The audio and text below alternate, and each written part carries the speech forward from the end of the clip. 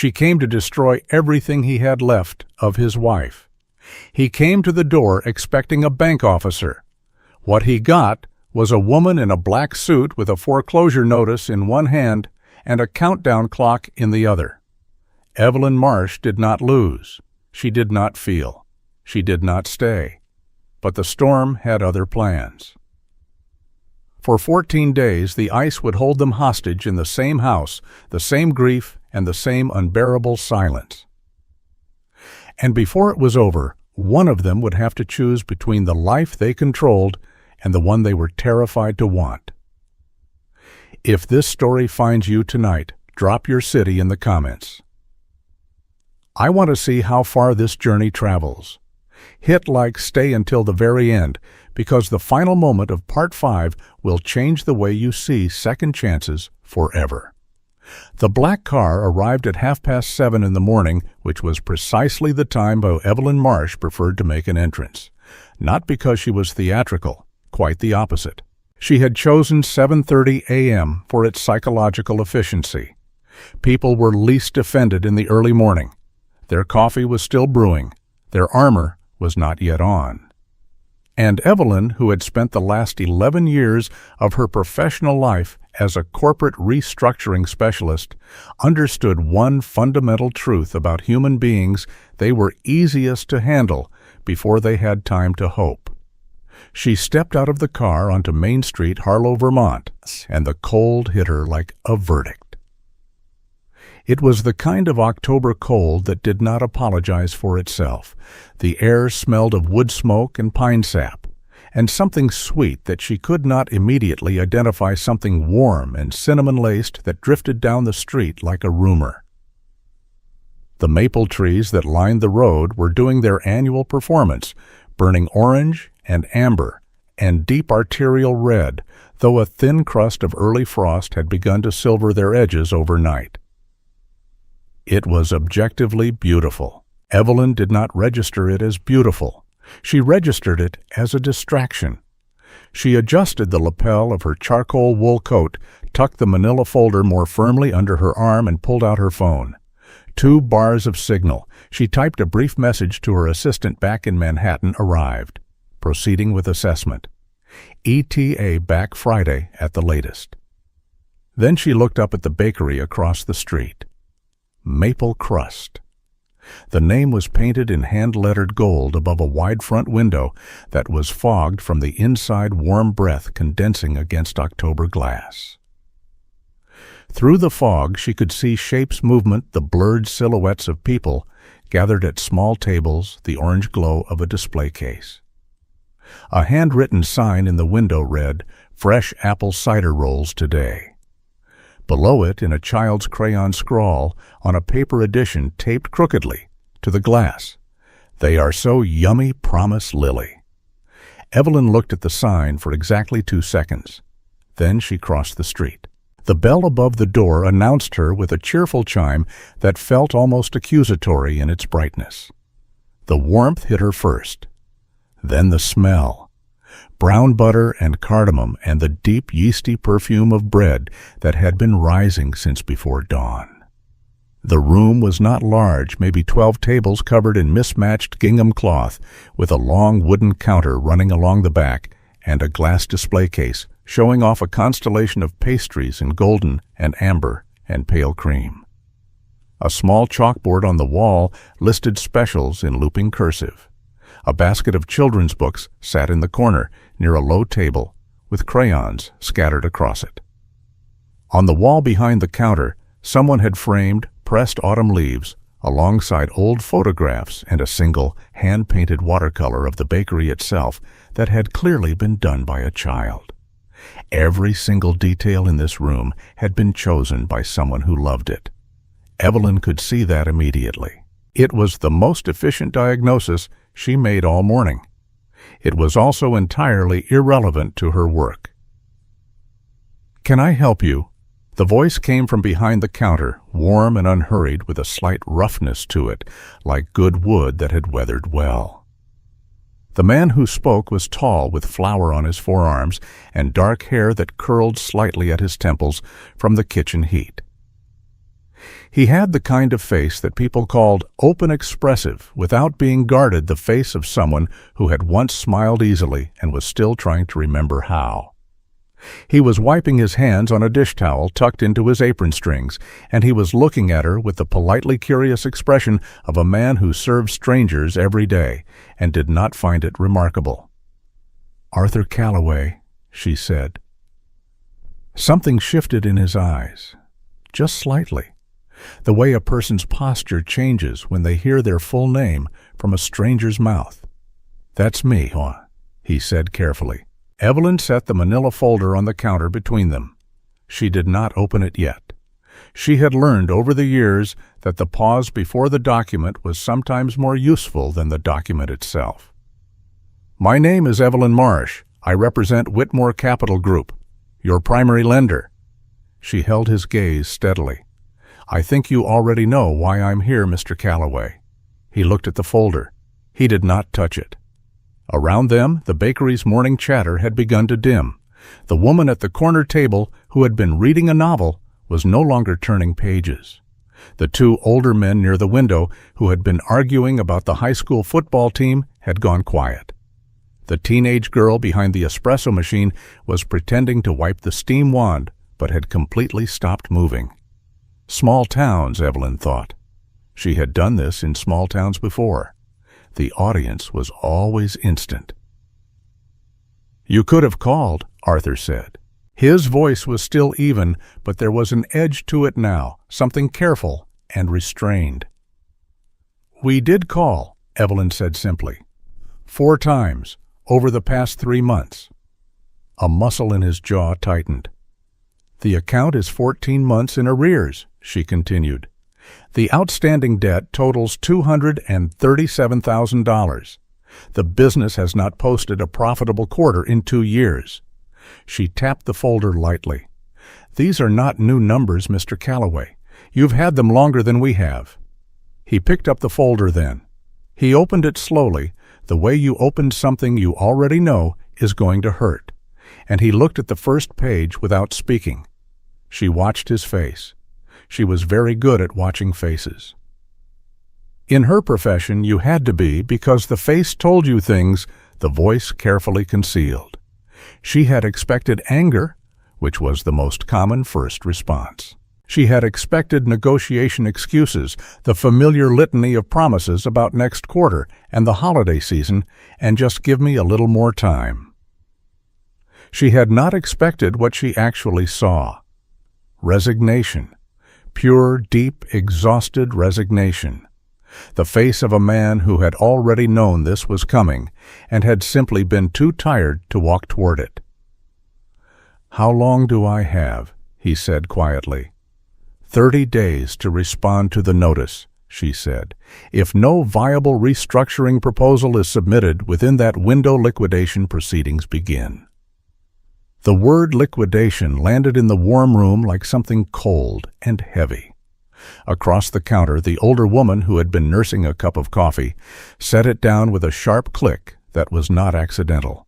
"Liquidation," she repeated loudly, not to Arthur, not to anyone, just to the room. "Did she just say liquidation? Dot?" Arthur said quietly.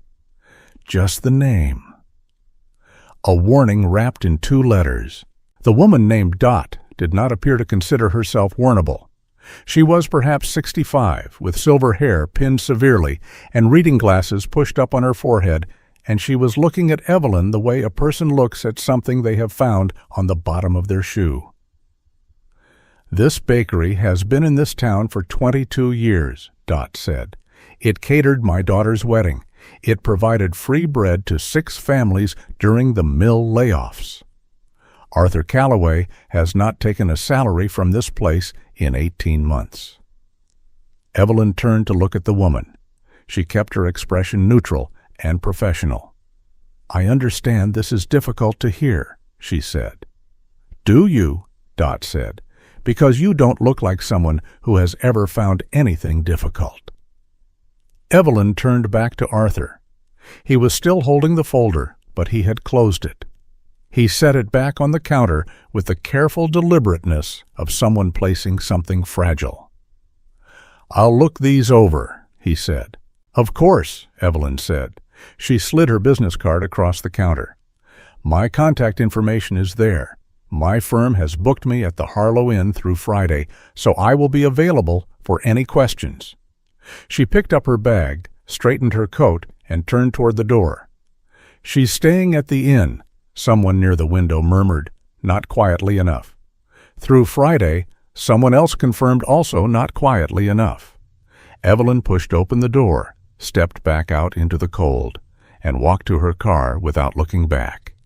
She sat in the driver's seat for a moment, engine running, heat coming up through the vents. She opened her laptop. She had 3 other properties to evaluate this quarter: a hotel in Ohio, a regional print shop in upstate New York, a chain of pharmacies in Connecticut. Each of them had a story too. Each of them had a dot at the counter, outraged and loyal, and ultimately unable to restructure a balance sheet with sentiment. That was why companies like Whitmore Capital hired people like Evelyn Marsh, because sentiment in the end was just a story people told themselves about why they deserved to be the exception. She had stopped believing in exceptions 6 years ago. She opened the maple crust file and began to type. 3 blocks away, in the warmth, she had just walked out of Arthur Callaway, stood at his counter and held the foreclosure notice in both hands, and did not let himself read it again. He did not need to. He already knew every number on every page, had known them, the way you know the weight of something you carry in secret pressed against your chest where no one can see it. The bakery was failing, had been failing for 2 years.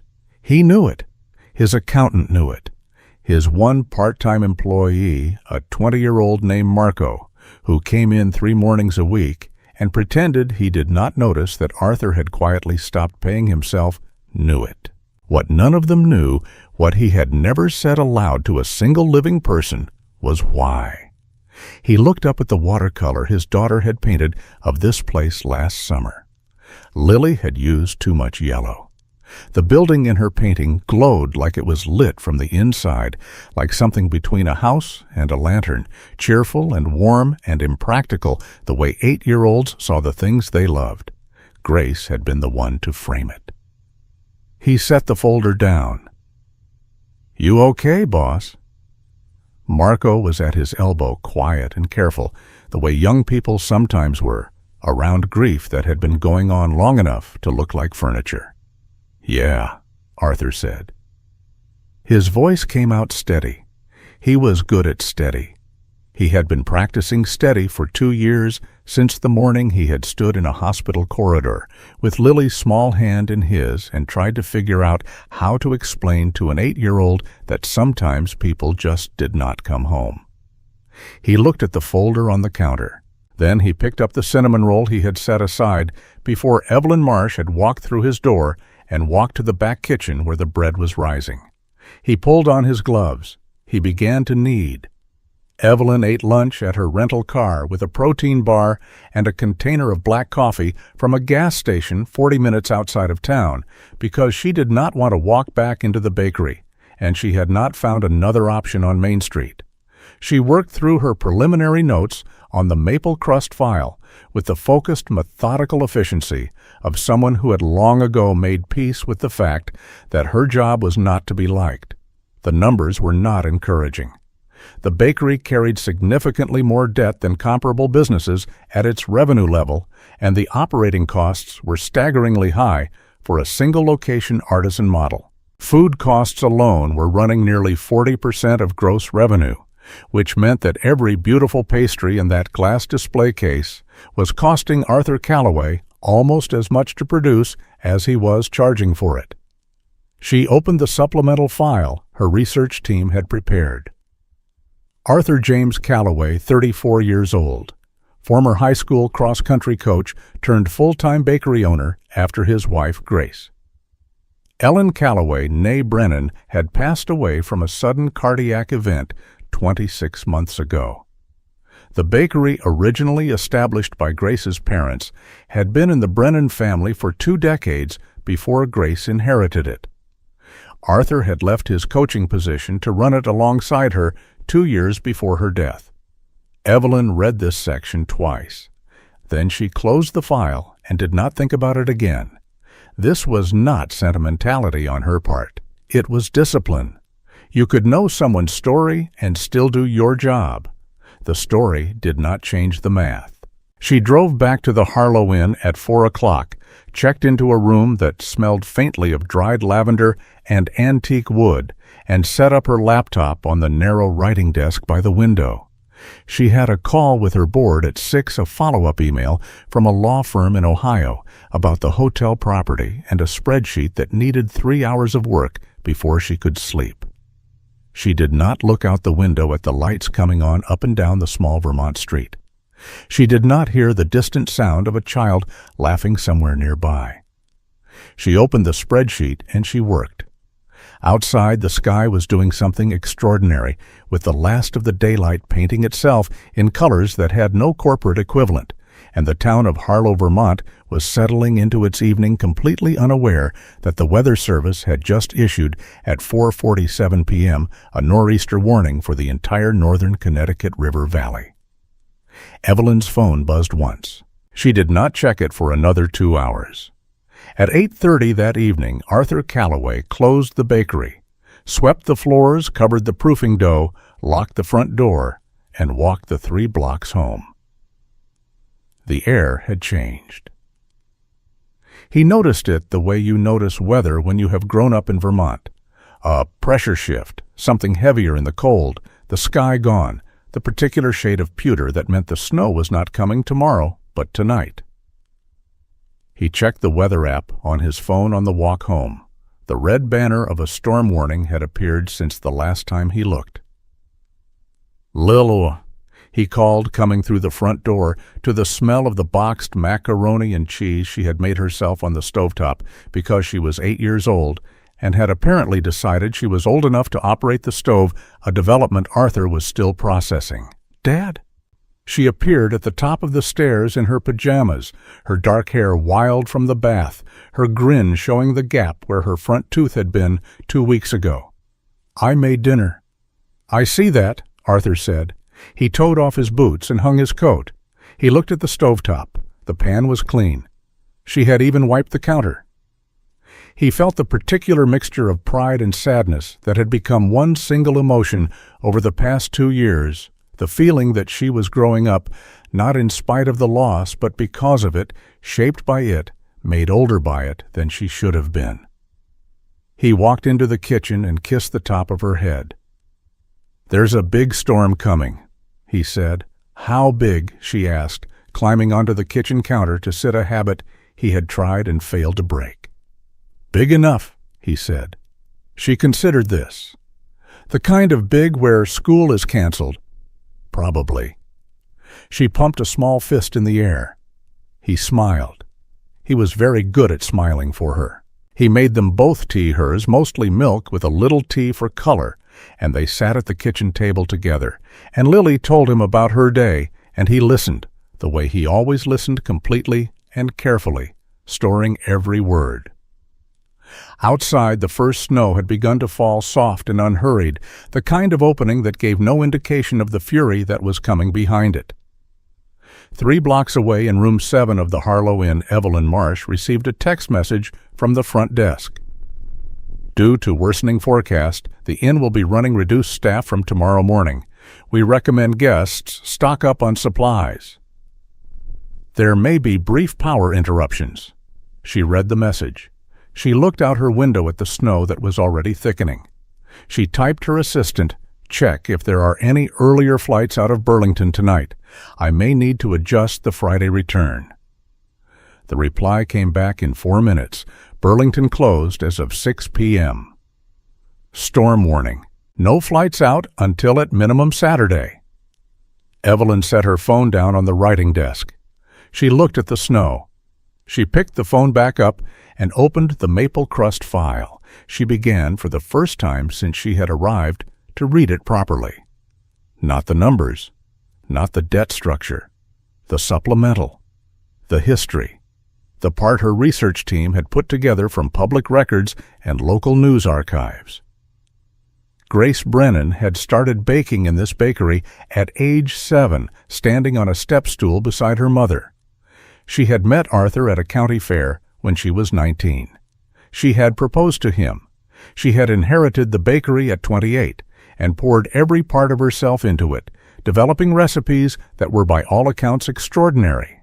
She had used premium local ingredients before it was trendy to do so. She had supplied bread to the food pantry every Friday for 3 years. She had painted the watercolor of the building that now hung behind the counter. Evelyn set the file down on the desk. Outside, the snow was no longer gentle. She stood up and went to the window and put her hand flat against the cold glass and watched the storm come in over the dark Vermont hills, filling up the streets below with white covering everything. Her phone buzzed again. She did not look at it. She stood at the window for a long time, her palm against the cold, and felt the kind of stillness that only arrived in her when she was too tired to fight it. A stillness that tasted faintly, distantly, impossibly of grief. Then she took her hand from the glass and went back to work. She did not sleep until nearly 2 in the morning, and by then the power had already flickered once, and the snow on the windowsill was 8 inches deep, and climbing, and somewhere in the white howling dark, outside the highway that connected Harlow, Vermont to the rest of the world, was quietly, efficiently, completely disappearing. The power went out at 6:14 in the morning. Evelyn knew the exact time because she had been awake since 5, sitting at the narrow desk by the window, with her laptop open and her 3rd cup of instant coffee going cold beside her, watching the storm do things to the Vermont landscape that she did not have professional language for. The snow had been falling all night without interruption, without mercy, without any of the polite hesitation that a light October flurry was supposed to observe. By the time the gray light of dawn began to filter through it, Main Street below her window had ceased to exist as a road and had become simply a wide, white, featureless plain interrupted by the dark suggestions of buried cars and submerged storefronts. Then the power went, and the room went dark, and the hum of the heating unit died in the wall like a held breath finally released. Evelyn sat in the sudden silence for a moment. Then she reached for her phone. No signal. She held it up toward the window. One bar appeared, trembled, vanished. She stood up and pressed her face close to the glass. The street below was completely impassable. The snow had piled in drifts against the storefronts that were easily 4 feet high, and it was still coming down with the flat, relentless, businesslike energy of something that had made a decision and intended to follow through on it. A single pine tree had fallen across what she assumed was the road, its dark trunk visible through the white, like a line drawn emphatically through a sentence. She pulled on her wool coat over her pajamas, put on her boots without untying them properly, and went downstairs to find someone who worked at this inn and could tell her when the roads would be cleared. The lobby was lit by 2 emergency lanterns and smelled of stale coffee and the wood smoke coming from a small fireplace in the corner that someone had evidently started in the night. Behind the front desk stood a young man she had not seen before, perhaps 22, wearing a flannel shirt and the specific expression of someone who had already fielded this exact situation from multiple guests and was conserving his patience the way people conserve firewood in a long storm. "Good morning," he said. "The roads?" Evelyn said. "When are they being cleared?" It was not a question. She had noticed over the years that phrasing things as questions gave people permission to speculate. She preferred declarative forms. They implied that the information already existed and simply needed to be retrieved. The young man, whose name tag read Cole, looked at her with patient eyes. "Ma'am, the Highway Department issued a statement at 5 this morning. Route 14 and the county connector are both closed indefinitely. The storm is expected to continue through this evening and possibly into tomorrow morning. There are fallen trees on 3 approach roads into town." "Indefinitely," Evelyn repeated. "Yes, ma'am. What does that mean in practical terms?" Cole tilted his head slightly, the way people do when they are choosing their next words, the way they choose their footing on ice. It means we don't know yet. Could be 2 days, could be 4. The county plow crews are staged, but they can't move until the snowfall stops. Evelyn looked at him for a long moment. Is there a car rental in this town? Closest one is 40 minutes south, on a closed road. Private car, a driver. Nobody's driving in this, ma'am, not without chains and a good reason. I have a good reason. Cole looked at her with the particular gentle stubbornness of someone raised in a place that had been snowed in before, and understood something about the negotiation between human will and weather that she apparently did not. I understand you do, he said, but the storm doesn't. She stood at the desk for another 3 seconds. Then she turned and walked back upstairs. She stood in her cold room coat still on and did the calculation she always did when a situation shifted beneath her. Variables, options, contingencies.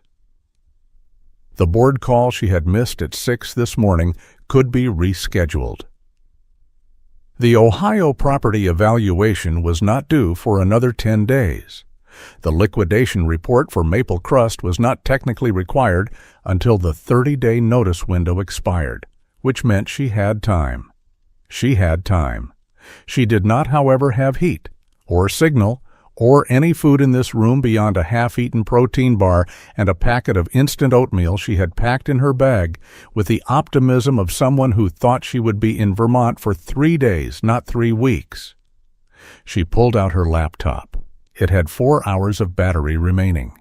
She opened the Maple Crust file and stared at the numbers she had already memorized. The knock on the lobby door came at 9:15 a.m. Evelyn heard it from the staircase where she had come down again, looking for a power outlet that might somehow still be working, and had found instead a gathering of stranded guests clustered around the fireplace with the particular camaraderie of people who have been made equals by circumstance. There were 6 of them, total a retired couple from Massachusetts, who had been visiting their grandchildren, 2 college students whose car had broken down the night before the storm, and a traveling sales representative from Burlington who had checked in that morning under the apparent impression that the storm would be, quote, not that bad. Cole opened the lobby door to a blast of freezing air and a figure so completely coated in snow that for a moment it was not possible to determine the person's gender, age, or emotional state. Then the figure pulled back the hood of a dark green parka and revealed himself to be Tom Briggs, the Harlowtown sheriff. A man of about 55 with a white mustache and the square, unhurried face of someone who had been doing this job long enough to have seen everything at least twice. "Morning, Cole," he said, stomping snow from his boots in the doorway. "How many you got?" "7 guests, Cole said. "Plus me." The sheriff nodded. He looked around the lobby. His eyes moved across the gathered faces with the methodical sweep of someone doing a quiet inventory. Then his eyes landed on Evelyn, standing at the foot of the stairs in her wool coat with her laptop under her arm, and he held her gaze for a moment with recognition that surprised her. "You're the woman from Whitmore Capital," he said. "I am," she said. "Heard you came in yesterday." "Word travels," she said. "In Harlow it does." He did not say this unkindly. He said it the way a person states a law of physics. "I'm Sheriff Briggs. We've got a situation." He addressed the room generally. "The inn's backup heating unit is a propane system, and the tank is at about 30%. That'll keep this lobby comfortable for maybe 24 hours. After that, it gets complicated." He looked at Cole. "What's the kitchen running on?" "Electric," Cole said. "So nothing right now." "Right." The sheriff rubbed his jaw. "Here's what I'm doing. Town has an emergency protocol for extended weather events. I'm redistributing guests to households with wood stoves and adequate supply, safer than everyone sitting in an unheated building hoping the power comes back." The retired couple from Massachusetts immediately and enthusiastically volunteered to go wherever they were sent. The college students looked at each other and nodded. The sales representative from Burlington made a noise of deep reluctance, but did not argue. Evelyn said, "I'll stay here." Everyone looked at her. "The lobby has the fireplace," she said. "It's adequate." "It's adequate for about 12 hours, Sheriff Briggs said. "After that, with the temperatures we're looking at tonight, it is not adequate. It becomes dangerous." He said this with the flat, unemotional authority of someone who had seen what happened when people chose pride over shelter in a Vermont winter and did not intend to let it happen on his watch. Evelyn held his gaze. "I'm sure there's another option." "There are 3 households in town with the space and the heat," Briggs said. "The Hendersons have the couple. The Kowalski place has the 2 students. And the Brennan house." He paused, and something in his face shifted just slightly, "has a spare room." The silence in the lobby lasted perhaps 4 seconds. "The Brennan house," Evelyn said carefully. "Arthur Calloway's place," the sheriff said. "He lives in his late wife's family home. It's a solid old house with a wood stove and a backup wood furnace in the basement. Plenty of firewood. He's got the space." "You are suggesting," Evelyn said, "that you want me to stay in the home of the man I served a foreclosure notice to yesterday morning." "I'm not suggesting it," Briggs said with the particular patience of a man who had made peace with doing unpopular things for practical reasons. "I'm telling you it's the option available. Arthur already said yes when I called him on the radio 10 minutes ago." "He said yes," she repeated. "He did. Knowing it was me." Briggs looked at her steadily. "I told him it was the corporate woman from the Capital Group. He said, and I'm quoting directly here, 'Fine, she can have the spare room.'" Evelyn looked at the fireplace. She looked at the frost forming on the inside edge of the lobby window. She looked at her laptop with its 4 hours of battery and her phone with its absent signal and her protein bar with its 1 remaining bite. She looked at Sheriff Briggs. "I'll need 30 minutes to pack," she said. Arthur had the coffee on when she arrived. She noticed this immediately because it required planning the deliberate effort of a person who had decided, regardless of his personal feelings about the situation, to be a decent host. The coffee was in a proper French press on the kitchen counter, and the spare bedroom had been cleared of what appeared to have been a collection of children's art projects and a disassembled bicycle, and there was a folded towel on the bed. These were the gestures of a man who was doing the right thing because it was the right thing, not because it was easy. She stood in the front hallway with her overnight bag and her laptop case, while Arthur helped Sheriff Briggs carry in a second bag from the truck, and she looked at the house. It was exactly the kind of house she had braced herself for. Old and warm and full. Dark wooden floors with a rug that had been washed many times. Bookshelves that had been organized by someone at some point, and then abandoned to a second life of creative disorder. A child's rain boots by the door next to a man's work boots, and the ghost of a third pair, small and feminine, that were not there, but whose absence was a presence. Photographs on the wall going back decades, generations of a family in this house in this town, layered over each other like geological strata. The wood stove in the living room was burning steadily, and the warmth of it reached her from the hallway with a physical insistence that her cold body registered involuntarily as relief. She did not want to feel relief. She set her bag down and straightened her spine. "Spare room is the second door on the left," Arthur said, coming back inside and brushing snow from his shoulders. He did not look at her with animosity.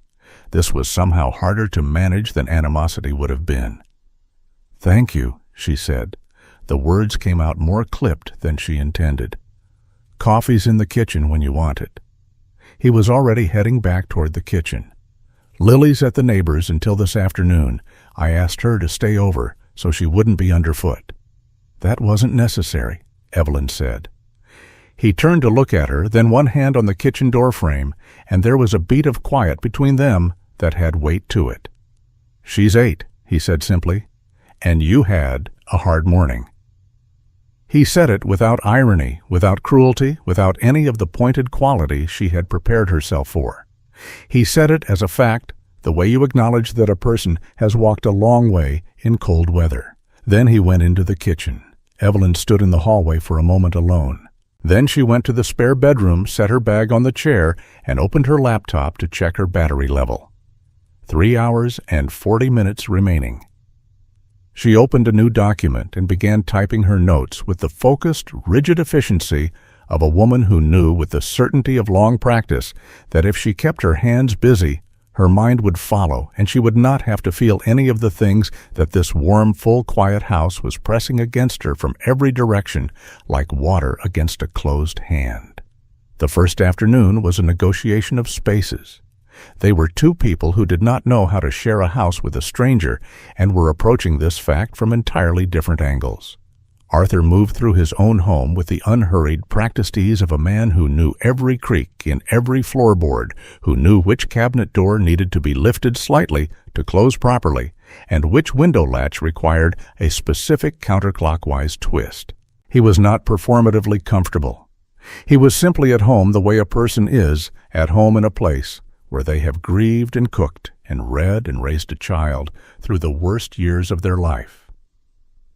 Evelyn moved through the borrowed space like a woman calculating clearances in a room she was not certain she had permission to fully occupy. She sat at the kitchen table with her laptop and her notes and her professional armor intact and impeccable, and she worked with the focused intensity of someone who understood that the moment she stopped working, she would have to figure out what else to do in this house. Arthur made soup for lunch. He did not ask if she wanted any. He simply set a bowl beside her laptop at noon without comment and went back to whatever he was doing at the counter. She looked at the soup. It was a deep amber, rich and slightly fragrant, with small dumplings floating at the surface and a scatter of fresh herbs she could not immediately identify. "What is the oil?" she said. "Chicken and chive dumpling soup," he said without turning around. "My mother-in-law's recipe. I scaled it down after—" He paused after it was just the two of us. She ate it. She had intended to eat 3 or 4 spoonfuls and then return to work. She ate the entire bowl without stopping and sat with the empty bowl in front of her for a moment before she picked her laptop back up, and she was very careful not to let any expression cross her face that was not entirely professional. "It's good," she said, because silence seemed rude. "I know," he said, which was not arrogance. It was simply the truth, stated plainly, the way a craftsman acknowledges the quality of work they have done. The afternoon deepened, and the snow did not stop. Evelyn worked, and Arthur moved through the house in his quiet rhythms, tending the fire, checking the wood supply in the back porch, making phone calls on a landline that still had a dial tone, doing things she did not entirely track, but whose sounds formed a background texture to her work that was simultaneously irritating, and she would not admit grounding. At 3:30, Lily came home. Evelyn heard the front door before she heard the voice. There was the specific percussion of a small person in snow boots, the thump and scuffle of outdoor layers being shed with 8-year-old impatience, and then a voice that was clear and carrying and completely unencumbered by the social filters that adults spent decades constructing. "Dad, is she here? Mrs. Kowalski said the capital lady is staying with us, and I want to see." "She's in the kitchen," Arthur said from somewhere in the hallway. "And her name is Ms. Marsh. Use it." A pause. Then footsteps across the wooden floor, small and quick, and Lily Calloway appeared in the kitchen doorway. She was a compact, dark-haired child with her father's eyes and a gap-toothed smile and an expression of absolutely unguarded curiosity that Evelyn found in the involuntary instant before she assembled her professional composure completely disarming. Lily looked at her with the frank, unself-conscious assessment that only young children managed without appearing rude. She looked at the laptop, the neat stack of papers, the business card case on the table, the rigid posture, the charcoal suit that Evelyn was still wearing because she had no other clothing appropriate for a work context. "You work a lot," Lily said.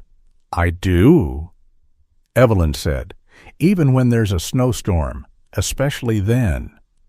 Lily considered this, tilting her head. "My teacher says that when there's a snowstorm, you're supposed to drink hot chocolate and read a book. That's good advice for some people. What people doesn't it work for?" Evelyn looked at the child. "People who have a lot to do," she said.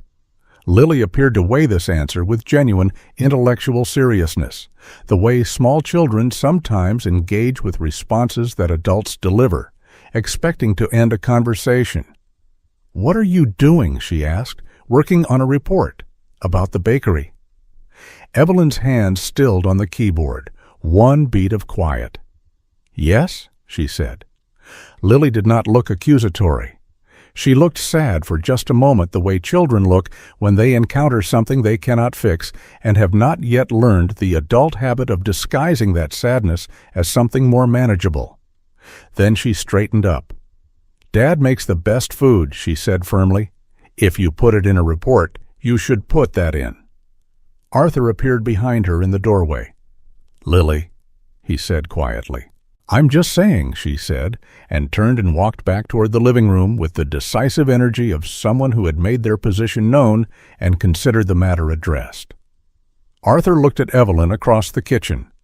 His expression was unreadable in that particular way that grief made people's faces, sometimes layered and defended and too practiced. "Sorry," he said. "Don't be," Evelyn said, and she meant it, which surprised her. He nodded once and followed his daughter. The evening came in early the way it did in Vermont in October, the light going fast and the dark settling with authority.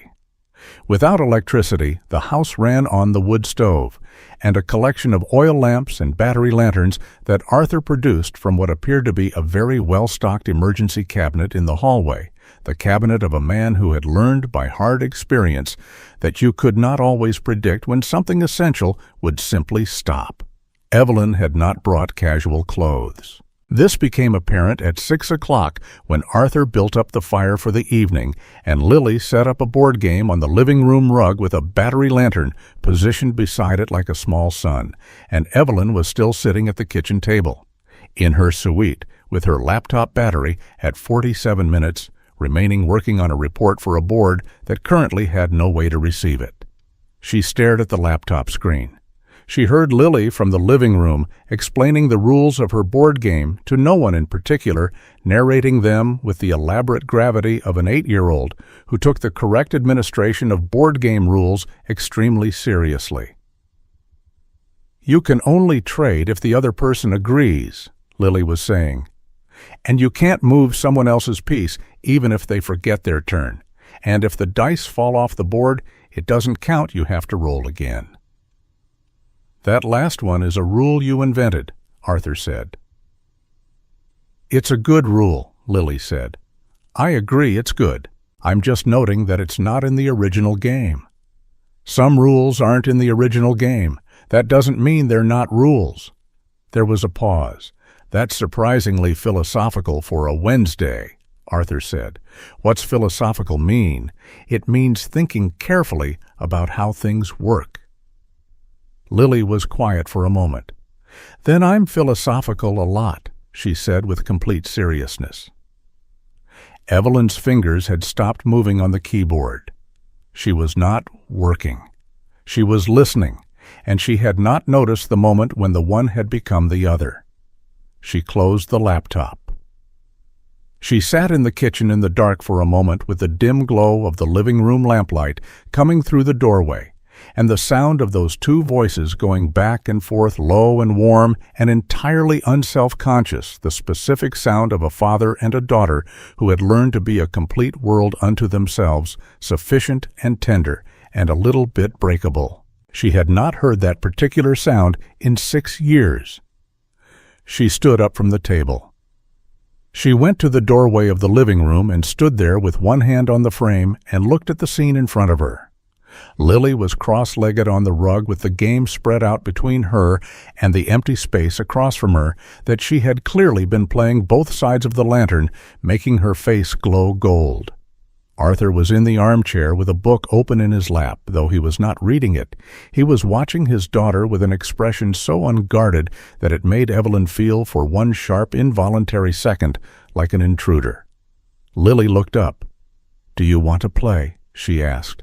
No hesitation, no performance. Just the simple, unconditional offer of a child who had not yet learned to manage her own generosity. Evelyn looked at the game. She looked at the board, the small wooden pieces, the dice, the elaborately explained rules. "I don't know how," she said. "I'll teach you," Lily said, and moved the lantern to make room. Evelyn looked at Arthur. He was watching her with that same unreadable expression, but something in it had shifted very slightly in a direction she could not name. She crossed the room. She sat down on the rug across from Lily in her charcoal suit with her posture still precise and her hands folded briefly in her lap before the 8-year-old pushed a set of game pieces toward her and began explaining with great patience and total authority how everything worked. Outside, the storm continued its work without apology, stacking the white world higher and higher against the dark windows, sealing the road, sealing the town, sealing these three people in a house full of warmth and grief and the particular suspended quality of a life that was trying in the only way life knows how to find its way forward. Evelyn moved her first piece on the board. Lily watched it critically. "That was a good move," she said with the generous gravity of a very serious judge. "Thank you," Evelyn said, and for reasons she could not immediately explain the tightness in her chest, that permanent architectural load-bearing tightness that had been part of her structure for so long she had stopped noticing it, loosened just slightly by an increment so small it barely registered. But it registered. Arthur in his armchair turned a page he had not been reading. The fire snapped and settled. The snow kept falling. The second day passed in a kind of armed truce. That was the only phrase Evelyn could find for it when she lay in the spare bedroom that night, listening to the wind work itself against the windows. An armed truce. Two people maintaining the careful professional distance of strangers who have agreed, without saying so, to occupy the same space, without occupying each other. They had their routines now, already the way people in confined circumstances develop routines faster than they would under normal conditions, because routine is the architecture that keeps proximity from becoming intimacy. Arthur woke before 5, and she could hear him downstairs, the low percussion of someone moving through a house they knew by heart. In the dark, the scrape of the stove door, the soft weight of wood being added, the eventual smell of coffee rising through the floorboards like a slow announcement.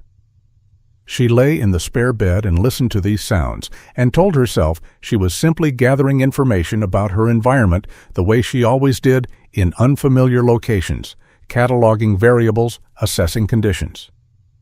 She was not comforted by them. She told herself this clearly. She got up at 6 and dressed in the only alternative outfit she had packed, a charcoal cashmere turtleneck and dark trousers, which was marginally less formal than the suit but still communicated she felt that she had not abandoned the concept of professionalism simply because she was trapped in someone else's house by a weather event. Downstairs, Arthur was at the kitchen counter, shaping biscuit dough by hand, working it with the practiced, unhurried movements of someone for whom this was not cooking but something closer to thinking. He did not look up when she came in. "Coffee's in the press," he said. "Thank you," she said, and poured a cup and took her place at the kitchen table, which had become, by silent mutual agreement, her designated territory, her corner, her perimeter. She opened her laptop. 32 minutes of battery remaining. She stared at the number. "There's a hand-crank radio in the emergency cabinet," Arthur said, still working the dough. "If you need to charge your phone, it's slow, but it works." She looked up at the back of his head. "That's for phones, not laptops." I know. He turned the dough. Just saying the radio has a USB port, for what it's worth. She looked at her laptop screen. 31 minutes. Thank you, she said again more quietly. The morning had a different quality than the first day. The storm was technically still ongoing, but the ferocity had shifted. The howling had subsided to a steady, deliberate snowfall, and the world outside the windows was so completely white and so completely still that it produced a particular kind of sensory silence that Vermont residents knew, and city people found either peaceful or deeply unnerving, depending on their relationship with stillness. Evelyn found it unnerving, though she would not have called it that. She would have called it an absence of useful information. Lily came downstairs at 7:30 in dinosaur pajamas, and her hair in a state that suggested she had slept face down and had no regrets about it. She climbed directly onto her chair, propped her elbows on the table, and looked at Evelyn with the open, unself-conscious attention that was apparently simply her natural setting. "You're wearing different clothes," she said. "I am," Evelyn said. The other ones were more corporate. "Where did you learn that word?" Arthur said from the counter. "From you," Lily said. "You said the corporate people were coming. I looked it up." She turned back to Evelyn. "It means relating to a large company." "That's correct," Evelyn said. "Are you still being corporate right now?" Arthur made a sound at the counter that was not quite a laugh, but lived in the same neighborhood. "I am always working," Evelyn said carefully, "even when I don't look like it." Lily appeared to accept this as a satisfying answer. She reached across the table and pulled a crayon and a piece of paper toward her, apparently from a supply that lived permanently on this table, and began drawing something with the focused private intensity of a child who had her own ongoing creative projects that did not require explanation. This was the second day. It had the texture of something settling, not comfortable exactly, but inhabited. The snow outside, the fire inside. The three of them in their separate orbits around the warm center of this kitchen, not converging and not quite pulling apart. The second day passed in borrowed quiet. It was on the second night that everything changed. Evelyn had gone to the spare bedroom at 10, leaving Arthur reading in the armchair and Lily long since in bed. She had charged her phone to 40% using the hand crank radio, which had taken 45 minutes of cranking, and which she had done in the kitchen alone after Arthur and Lily were out of sight, because she did not want anyone to observe her doing something that required that specific combination of effort and helplessness. She had written 3 pages of handwritten notes on the maple crust assessment in a legal pad she found in her laptop case, and she had read them over twice, and she had come to a conclusion that she was not yet ready to act on, and set the legal pad face down on the nightstand. She fell asleep faster than she expected, which was itself unusual. She slept in silence so complete that the house felt submerged. She did not know what time it was when she heard it. A sound, high and thin and wrong in the specific way that a sound can be wrong when it wakes you from deep sleep and your body knows, before your mind does, that something has shifted in the atmosphere of the house. She was sitting up before she was fully conscious. The sound came again. A child's voice, disoriented and frightened, from down the hall. Then Arthur's voice, low and urgent, moving quickly. Evelyn was out of the bed and in the hallway in 10 seconds. Lily's room was the last door on the right, and the door was open, and the battery lantern inside threw unsteady gold light across a scene that Evelyn absorbed in a single comprehensive scan, the way her mind had always worked, under pressure, full picture. All at once, no detail missed. Lily was in her bed with her blankets pushed back, half sitting up, and the heat coming off her body was visible in the cold air as a faint shimmer.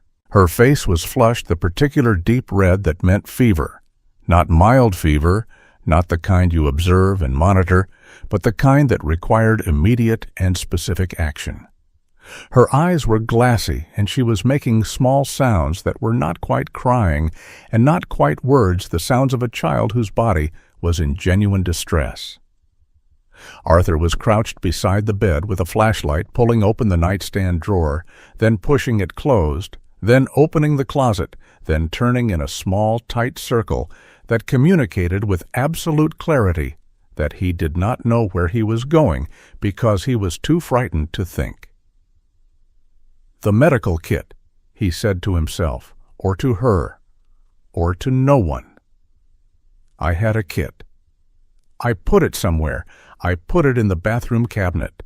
But then Lily reorganized the bathroom cabinet, and I don't know where she moved it, and I can't find it in the dark. His voice was even, but his hands were not. His hands were moving too fast, touching things without registering them, the particular motor expression of panic wearing the clothing of urgency. Arthur, Evelyn said. Her voice came out flat and clear and entirely calm, the way it came out in boardrooms when someone across the table was losing control of the presentation and she needed to reorient the room. Stop. He stopped. He looked at her in the doorway, this woman he barely knew, in borrowed space, and for one moment his face was completely open, all the defenses down, just a man who was scared. How high is the fever? She said. I don't know. I don't have the thermometer. I can't find the kit. Approximate. How long has she been like this? I don't know. 10 minutes. Maybe more. I heard her, and I came in, and she was. Okay. Evelyn stepped into the room. The medical kit. Walk me through where you last definitely put it. Not where you think it is now. Where you put it. He blinked. The question was concrete, and that concreteness had a stabilizing effect she had counted on. Bathroom, under the sink, the blue bag. Lily, Evelyn said, moving to the child's bedside, her voice shifting, losing its boardroom authority, and finding something different, something lower and steadier. Lily, I'm here. I need you to talk to me. Lily's eyes focused on her. The glassy quality receded just slightly. My head hurts, she whispered. I know, Evelyn said. I know it does. I need you to stay still and stay awake for me. Can you do that? A small nod. Good, Evelyn said. You're doing great. She pressed the back of her hand to Lily's forehead.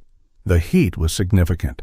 Her mind was already running the protocol, the one she had not used in 6 years and had not forgotten for a single day of those 6 years. Bathroom. Go, she said to Arthur. He went. She heard him in the bathroom down the hall. The crash of something falling. A cabinet opened too fast. She kept her hand on Lily's forehead and talked to her low and continuous, the way you talk to someone when you need to keep their attention anchored to the present moment, rather than letting it drift inward where the discomfort lives. Do you know what helps when you have a fever? Evelyn said. Mommy used to do cold. Lily said, her voice thin but present. That's right, Evelyn said, and something in her chest did something she did not have time to address. Cold compresses. Smart. Your mom knew what she was doing. She knew everything, Lily said. I believe it, Evelyn said. Arthur appeared in the doorway with the blue bag. He had found it. His hands were steadier, now the task of finding it having given his body something purposeful to do. He unzipped it and held it open, and Evelyn looked in and took a rapid inventory. Thermometer, children's fever reducer, cotton cloths, elastic bandages, antiseptic. A folded instruction card she did not need. She took the thermometer first. Under her arm, she said, showing Lily. Okay, it's not going to hurt. 104.1. She set the thermometer down on the nightstand and did not let her face change. Is it bad? Arthur said. He was watching her face the way people watched the faces of doctors in waiting rooms trying to read the diagnosis before it was spoken. It's high, she said. It needs to come down. She looked at the fever reducer. She looked at Lily. How much does she weigh, approximately? 52 pounds. Arthur said immediately, the automatic precision of a parent for whom their child's vital statistics were stored in a dedicated, always accessible file. She calculated quickly. I need a clean cloth and cold water, not ice. Cold from the tap. He was gone before she finished the sentence. She opened the fever reducer. She measured carefully twice because careful and twice were the only variables in this calculation that she controlled. She helped Lily sit up slightly and held the small medicine cup and said, "This tastes bad. I'm not going to lie to you, but you're going to drink it because it's going to help." "How bad?" Lily asked. "About as bad as something can taste without being dangerous." Lily almost smiled. Almost. "Okay," she said. She drank it. She made a face of profound and theatrical disgust that was so exactly the face of a healthy child reacting to bad medicine that Evelyn felt something rise in her throat that she swallowed back down with the practiced efficiency of long habit. Arthur came back with the cloth and a bowl of cold water. They worked together without discussion. He held his daughter, and Evelyn applied the compress to her forehead, her wrists, the back of her neck, and talked to Lily in that low, continuous voice, while Arthur held her, and she could feel the warmth of him on the other side of the child between them, his breathing deliberately steadied now, following hers the way a person in rough water follows a stronger swimmer. Lily's temperature came down over the next 40 minutes. Not to normal. To 102.3, which was high but manageable, which was the territory of something being handled rather than something running away. When Lily finally fell into sleep, really into it, the kind of sleep that only comes when a body has decided to stop fighting and start recovering. Arthur and Evelyn stood on either side of the bed and watched her for a long moment without speaking. Then Arthur reached across and tucked the blanket more firmly around his daughter's shoulder. A gesture so small and so specific and so entirely automatic that it was clearly one of 10,000 such gestures, a body of love made up of tiny, repeated actions, and Evelyn looked away. She picked up the medical kit. She zipped it. She set it on the nightstand, where Arthur could see it easily. "I'll stay for another half hour," she said quietly. "Check her temperature again." He nodded without looking at her. She sat in the chair in the corner of Lily's room. Arthur sat on the edge of the bed. The lantern burned between them, and outside the snow had finally genuinely stopped, the world gone silent in that absolute post-storm way, as though everything had been pressed flat and smooth and was waiting to see what shape it would take next. At 1:15 in the morning, the temperature read 101.8. "It's coming down," Evelyn said. Arthur let out a breath. It was not a dramatic breath. It was a small, quiet exhalation, barely audible, the sound of a person releasing a weight they had been carrying with both hands.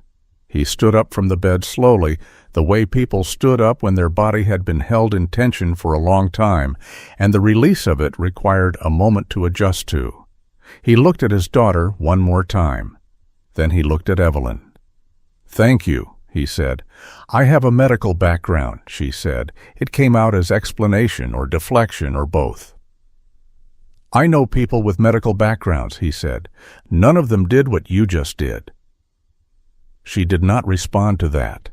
She set the thermometer on the nightstand and picked up the cold cloth and carried the bowl toward the door. "I'll check her at 3. She said. "If the temperature stays under 102, you can let her sleep. If it spikes again, wake me." She was past the doorway when he said it. "Evelyn?" She stopped. She did not turn around immediately. There was a half-second where she considered not turning around at all, where she considered simply walking down the hall to the spare room and closing the door and letting the moment pass, the way moments passed when you did not let them in. She turned around. He was still in the doorway of Lily's room, one hand on the frame backlit by the lantern, so that his face was half in shadow. He looked tired in the specific way that parents of sick children look tired, not physically depleted, but emotionally wrung hollowed out and washed clean at the same time. "You want to tell me how you knew to do all of that," he said. It was not a demand. It was not an accusation. It was a door left open with light on the other side, and no obligation to walk through it. She stood in the dark hallway and held the bowl of cold water and felt the house around her warm and still and full of its own quiet history, and felt the particular weight of a question asked with genuine gentleness by a person who had just trusted her with the most important thing in his world. "No," she said, "not tonight." "Okay," he said without any disappointment in it. She walked down the hall. She set the bowl in the bathroom and rinsed the cloth and folded it over the edge of the sink and stood with her hands braced against the basin and looked at her own face in the dark mirror barely visible in the dim light that came through the small bathroom window from the white snow outside. Her face looked like her face. That was always slightly surprising after moments like this. She expected it to look different, marked the way faces in stories looked after the moment of revelation. It looked exactly like hers, the same contained lines, the same careful eyes, the same architecture she had built over 6 years to make sure that nothing from the inside could be read from the outside without her permission. She went back to check on Lily at 3 a.m. The temperature was 100.4. She went back to the spare bedroom and sat in the chair by the window and looked out at the post-storm world, which was so white and so still it barely seemed real, more like an idea of a world a first draft before the details had been added. She sat in the chair, and she did not sleep. At 6 in the morning, she heard Arthur in the kitchen, the same sounds as the previous mornings, the stove and the coffee, and the soft weight of wood, and she sat in the chair and listened, and felt the tightness in her chest, doing something she had not authorized, something without her permission, something that felt in the most distant and alarming way like the very first molecular motion of a thaw. When she finally came downstairs at 7, Arthur was at the counter again. He turned when he heard her step on the last stair. He had dark circles under his eyes. He had clearly slept no more than she had. He looked at her for a moment. Then he turned to the stove and poured a cup of coffee and set it on the kitchen table in her corner. Then he pulled out the chair across from her corner, the chair that had been empty both previous mornings, the chair that Lily used, and he sat down in it. He wrapped both hands around his own cup. He looked at the surface of his coffee. "Her name was Emma," Evelyn said. The words came out into the quiet kitchen, the way a stone falls into water, dropping of their own weight, making their own ripple before she had consciously decided to let them go. Arthur did not move.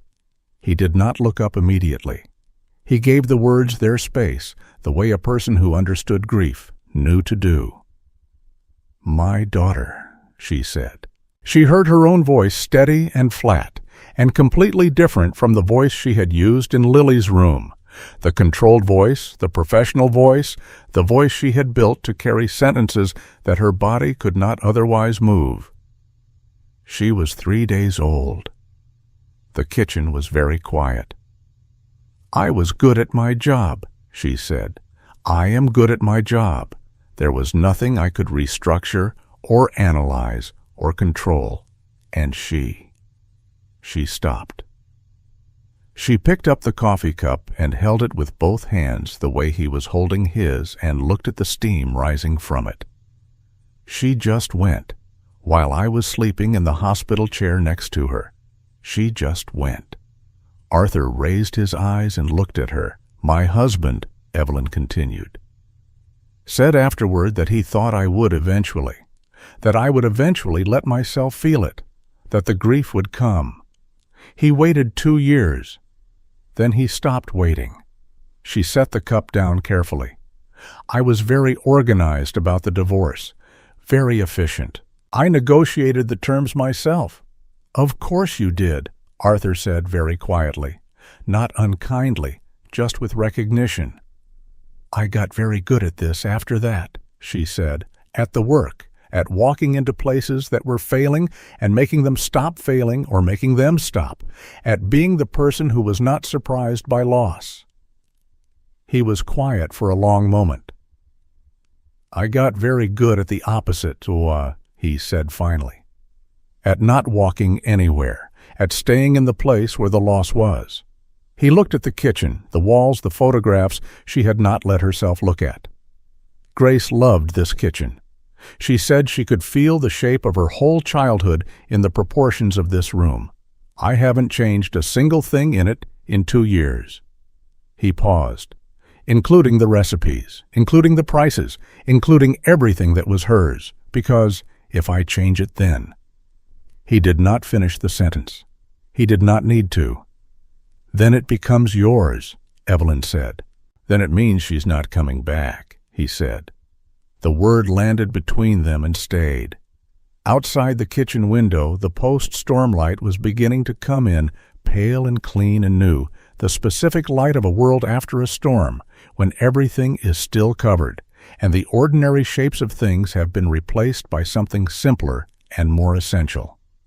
The light fell across the table between them, across the 2 coffee cups, across the space that was no longer the armed neutral territory it had been the day before, but something else, something without a clean professional name, something that felt like the aftermath of a wall coming down. "I heard the lullaby," Arthur said. She looked at him. "In Lily's room, when her temperature was highest and she was most frightened.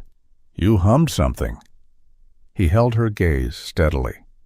"Where did that come from?" Evelyn was quiet for a moment, the kind of quiet that had a texture to it. "I used to hum it," she said, "in the hospital, when Emma was in the incubator." She looked at the table. "I had not hummed it since." Arthur set his coffee cup down. He reached across the table not far, just to the midpoint between them, and he set his hand down flat on the table, there, open palm up, not reaching for her hand, not requiring anything, just making it available. If she needed it, the way you leave a door open when you want to let the air in without forcing it. She looked at his hand. She did not take it, but she did not move her own hands away. She left them where they were close enough that the distance between them was a matter of inches and choice. "I am very sorry," Ham said about Emma.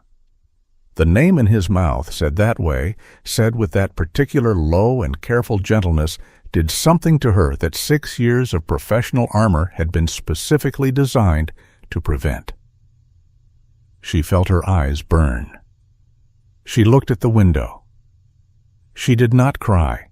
She was very practiced at not crying. But the pressure of it was there, real and enormous behind the architecture of her composure, and she felt every pound of it. "I am sorry," she said about Grace. He nodded once slowly. They sat at the kitchen table in the pale post-storm light. It's 2 people who had been hollowed out by the same species of loss, and filled the hollow with entirely different materials, and they held their coffee cups and did not speak. And the silence between them was not the silence of the first morning controlled and professional and carefully maintained. It was the other kind of silence, the kind that only existed between people who had said enough true things to each longer needed to fill the air. Down the hall, Lily made a sound in her sleep, a small, contented sound, the sound of a child whose fever had broken and whose body was mending. Arthur turned his head toward the sound. The expression on his face was everything Evelyn had no word for. She looked at it for one unguarded moment. Then she picked up her coffee cup. "Her temperature will need to be checked in an hour," she said. "I know," he said, "and she should eat something light when she wakes up. Clear broth if you have it, nothing rich." "I have stock in the freezer," he said. "Good," she said. She stood up from the table. She carried her cup to the counter. She stood with her back to him for a moment. "The bakery," she said. She did not turn around. "The operating costs, the food cost percentage.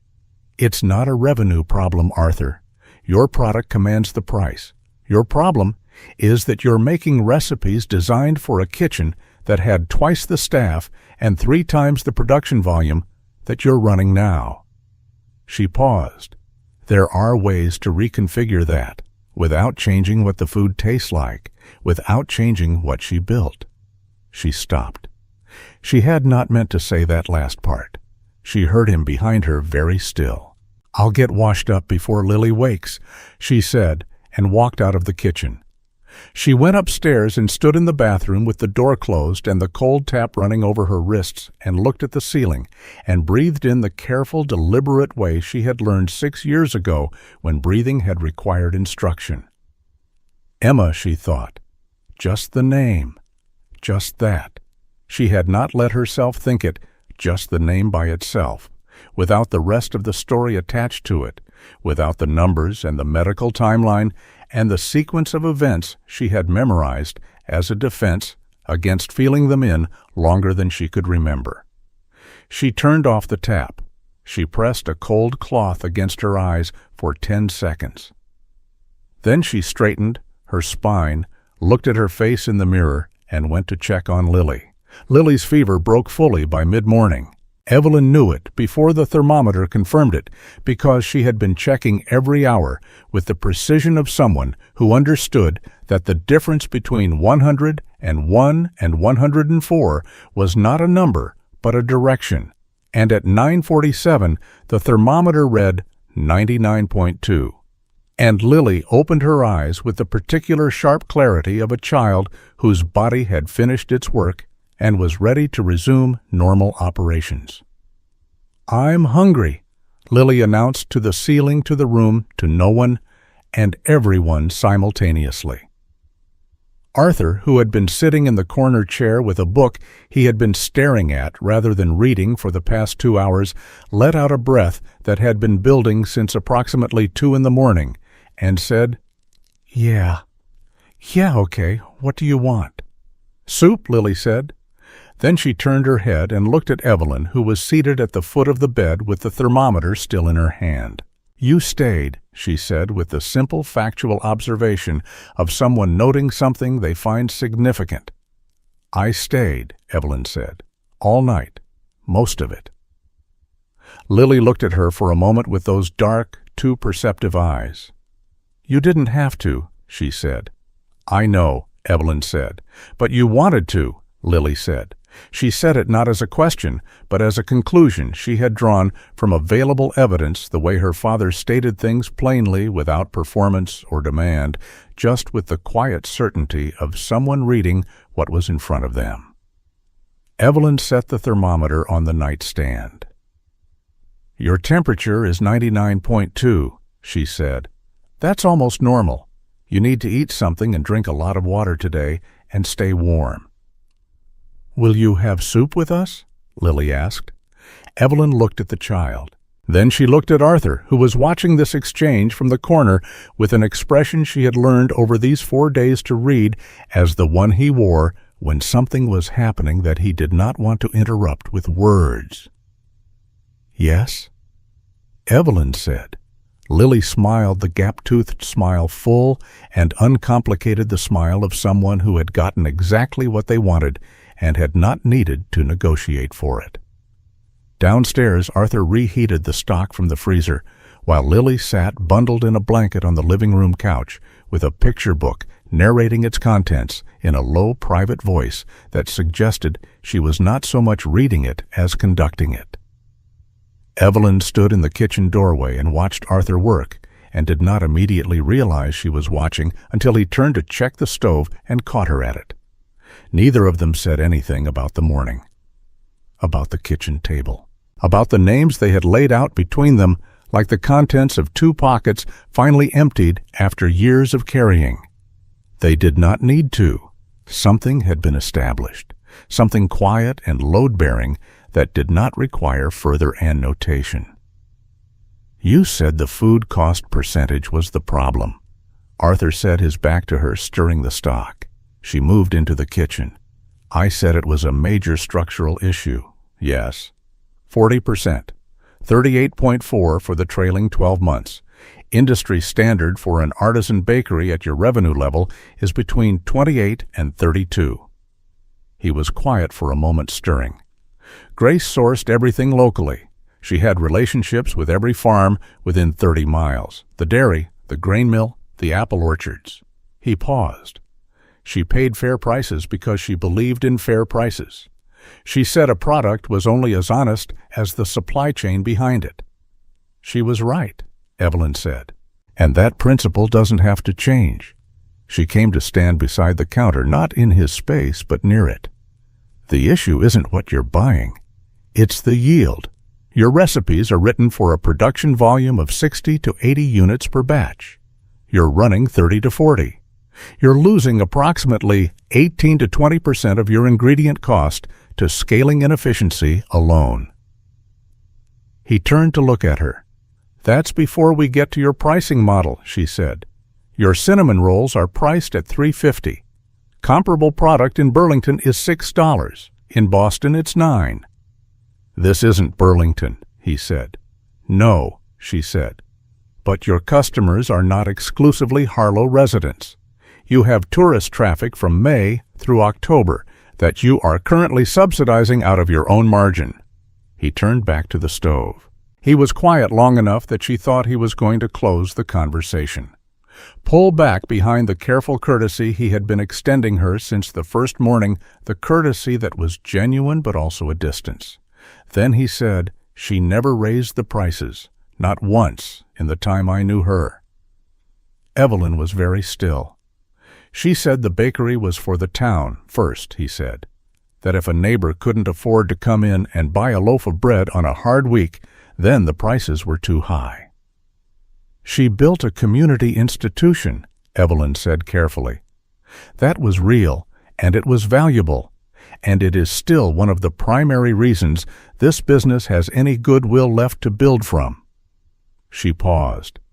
But she also built it when her parents owned the building outright, and the debt structure was completely different.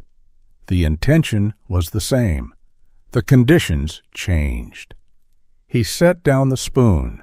He put both hands flat on the counter, the way people did when they were using the surface to steady themselves, and he looked at the window above the sink, at the white world outside, and she could see his jaw working slightly, the motion of a man choosing his next words from a set of options, none of which were simple. I know, he said finally. I know the conditions changed. His voice was low and even and entirely honest. I just don't know how to be the one who changes them. Because every time I think about raising the price on her cinnamon roll recipe, or switching to a smaller batch size, or doing any of the things that would make this business actually survive. He stopped. He picked the spoon back up. It feels like I'm the one deciding she's gone, again. The kitchen was quiet except for the low sound of the stock beginning to simmer. Evelyn looked at the back of his head, the set of his shoulders, the particular posture of a man who was holding an enormous weight with perfect stillness, because he had been holding it for so long that stillness had become the only strategy he trusted. I restructure businesses, she said. That is what I do. I walk into places that are failing, and I find the gap between what they were built to be and what the conditions they are currently in require them to become, and I close that gap. She paused. The gap you have is not financial, Arthur. The financial problem is real, but it is a symptom. She met his eyes when he turned. The gap you have is that you are trying to keep the bakery exactly the way Grace left it because you believe that is how you honor her. And what it is actually doing is making it impossible for the bakery to survive, which is the opposite of what she would have wanted. He looked at her for a long moment. You don't know what she would have wanted, he said, not angrily, just precisely. No, Evelyn said. You're right, I don't. She held his gaze. But you do. He looked away first. He looked at the simmering stock. He picked up the spoon and stirred it once slowly. She would have been furious at the food cost percentage, he said very quietly. She was meticulous about yield. She would have caught it in the first month. I know, Evelyn said. He smiled then. It was small and it was sad, and it was completely real, the smile of a man accessing a memory that hurt and warmed him in the same motion, and it was the first time Evelyn had seen his full smile, and she understood immediately why this town loved him. She would have redesigned the pricing structure herself, he said. She would have done it on a spreadsheet and shown me the projections and said, "Look, we can still give free bread to the Hendersons on Fridays if we charge tourists what the cinnamon roll is actually worth." She would have made it make sense. Yes, Evelyn said, she would have. He looked at her. "I can help you do that," Evelyn said, "if you want." The offer sat in the air between them for a moment, clean and specific, and without any of the corporate framing she would have put around it a week ago. He nodded once. "Okay," he said. It was 3 days later that Lily decided they needed to build a gingerbread house. The roads were still closed. The snowplows had made one pass on the main highway, but the county connector and Route 14 were still packed solid, and the radio, which Evelyn now listened to each morning with the hand crank, had reported that full clearance was expected by the end of the week at the earliest. She had stopped calculating her departure time with the same sharp urgency she had brought to it on the first day.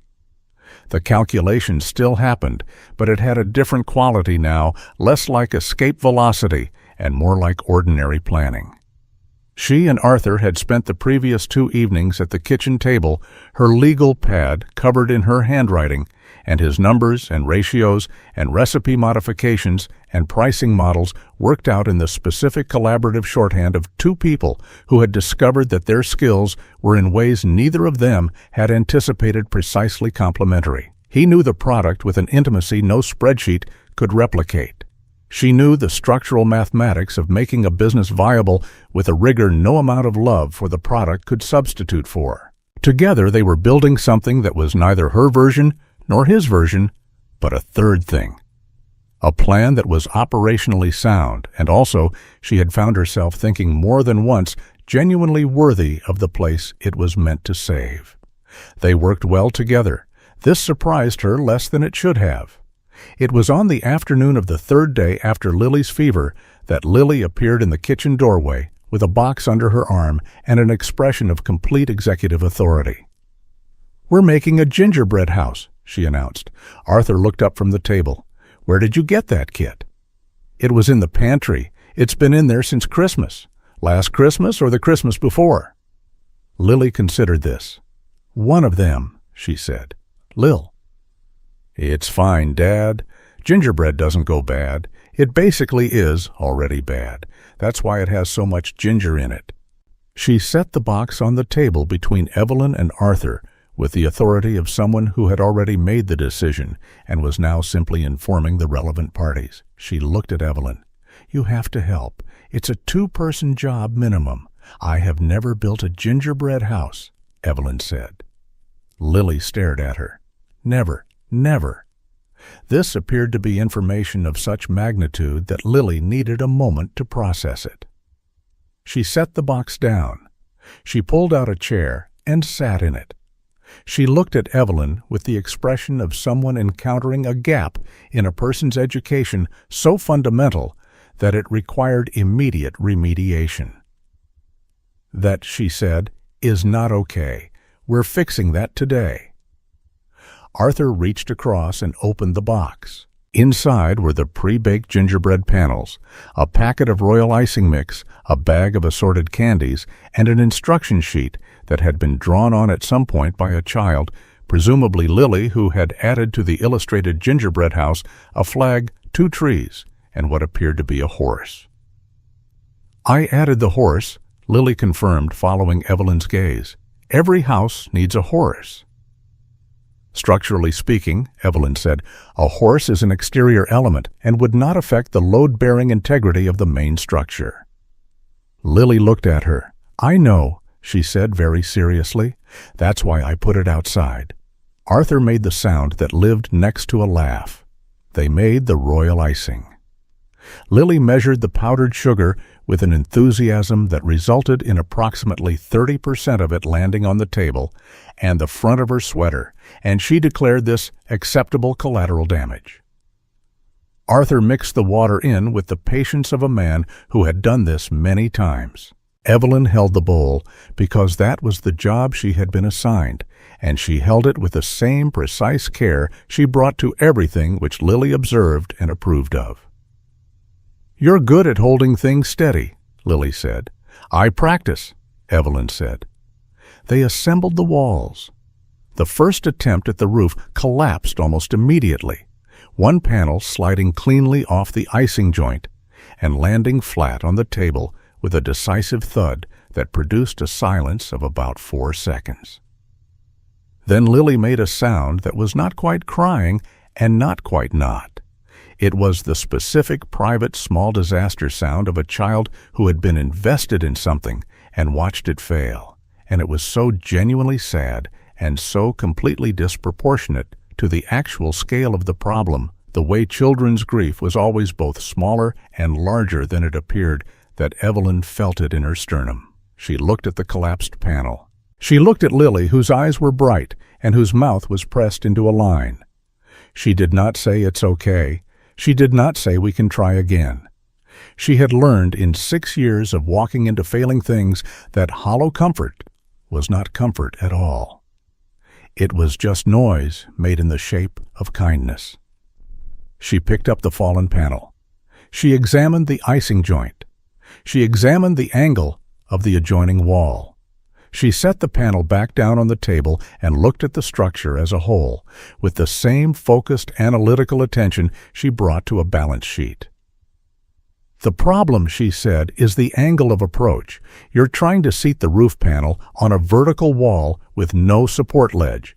The icing can't set fast enough to hold the load before gravity pulls it." She looked at Lily. "Do you know what a corbel is?"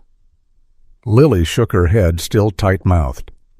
"It's a structural bracket," Evelyn said, "used in buildings when you need to extend a load-bearing surface beyond its natural edge. We're going to build corbels." She picked up the extra icing bag. "I need you to hold this panel at approximately 30 degrees. Can you do that?" Lily looked at her. The tight mouth loosened slightly. "What's 30 degrees?" "Like this." Evelyn angled the panel with one hand. "Hold it exactly here." Lily positioned her small hands on the panel, copying the angle precisely with the serious attention of a child who had been given a real job and understood that real jobs required real accuracy.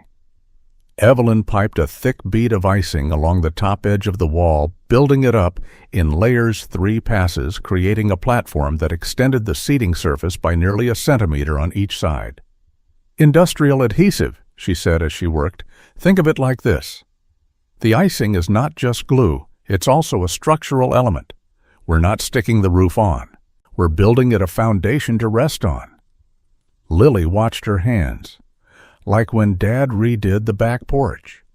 "Exactly like that," Arthur said from the other side of the table, where he had gone very still. "He had to put the new boards on a better base," Lily said to Evelyn, informative and proprietary. "The old ones just sat on the edge. These ones have a ledge." "Your father understood the load-bearing principle," Evelyn said. "I watched a YouTube video," Arthur said. "Same principle," Evelyn said. Lily almost laughed. Almost. She was still too focused on holding the panel at exactly the right angle. Evelyn let the icing set for 2 minutes. Then carefully she guided the roof panel down onto the prepared surface. It seated with a solidity that was entirely different from the first attempt. It did not slide. It did not wobble. It sat. Lily released her hand slowly, ready to catch it if it moved. It did not move. She looked at it for a long, assessing moment. Then she looked at Evelyn.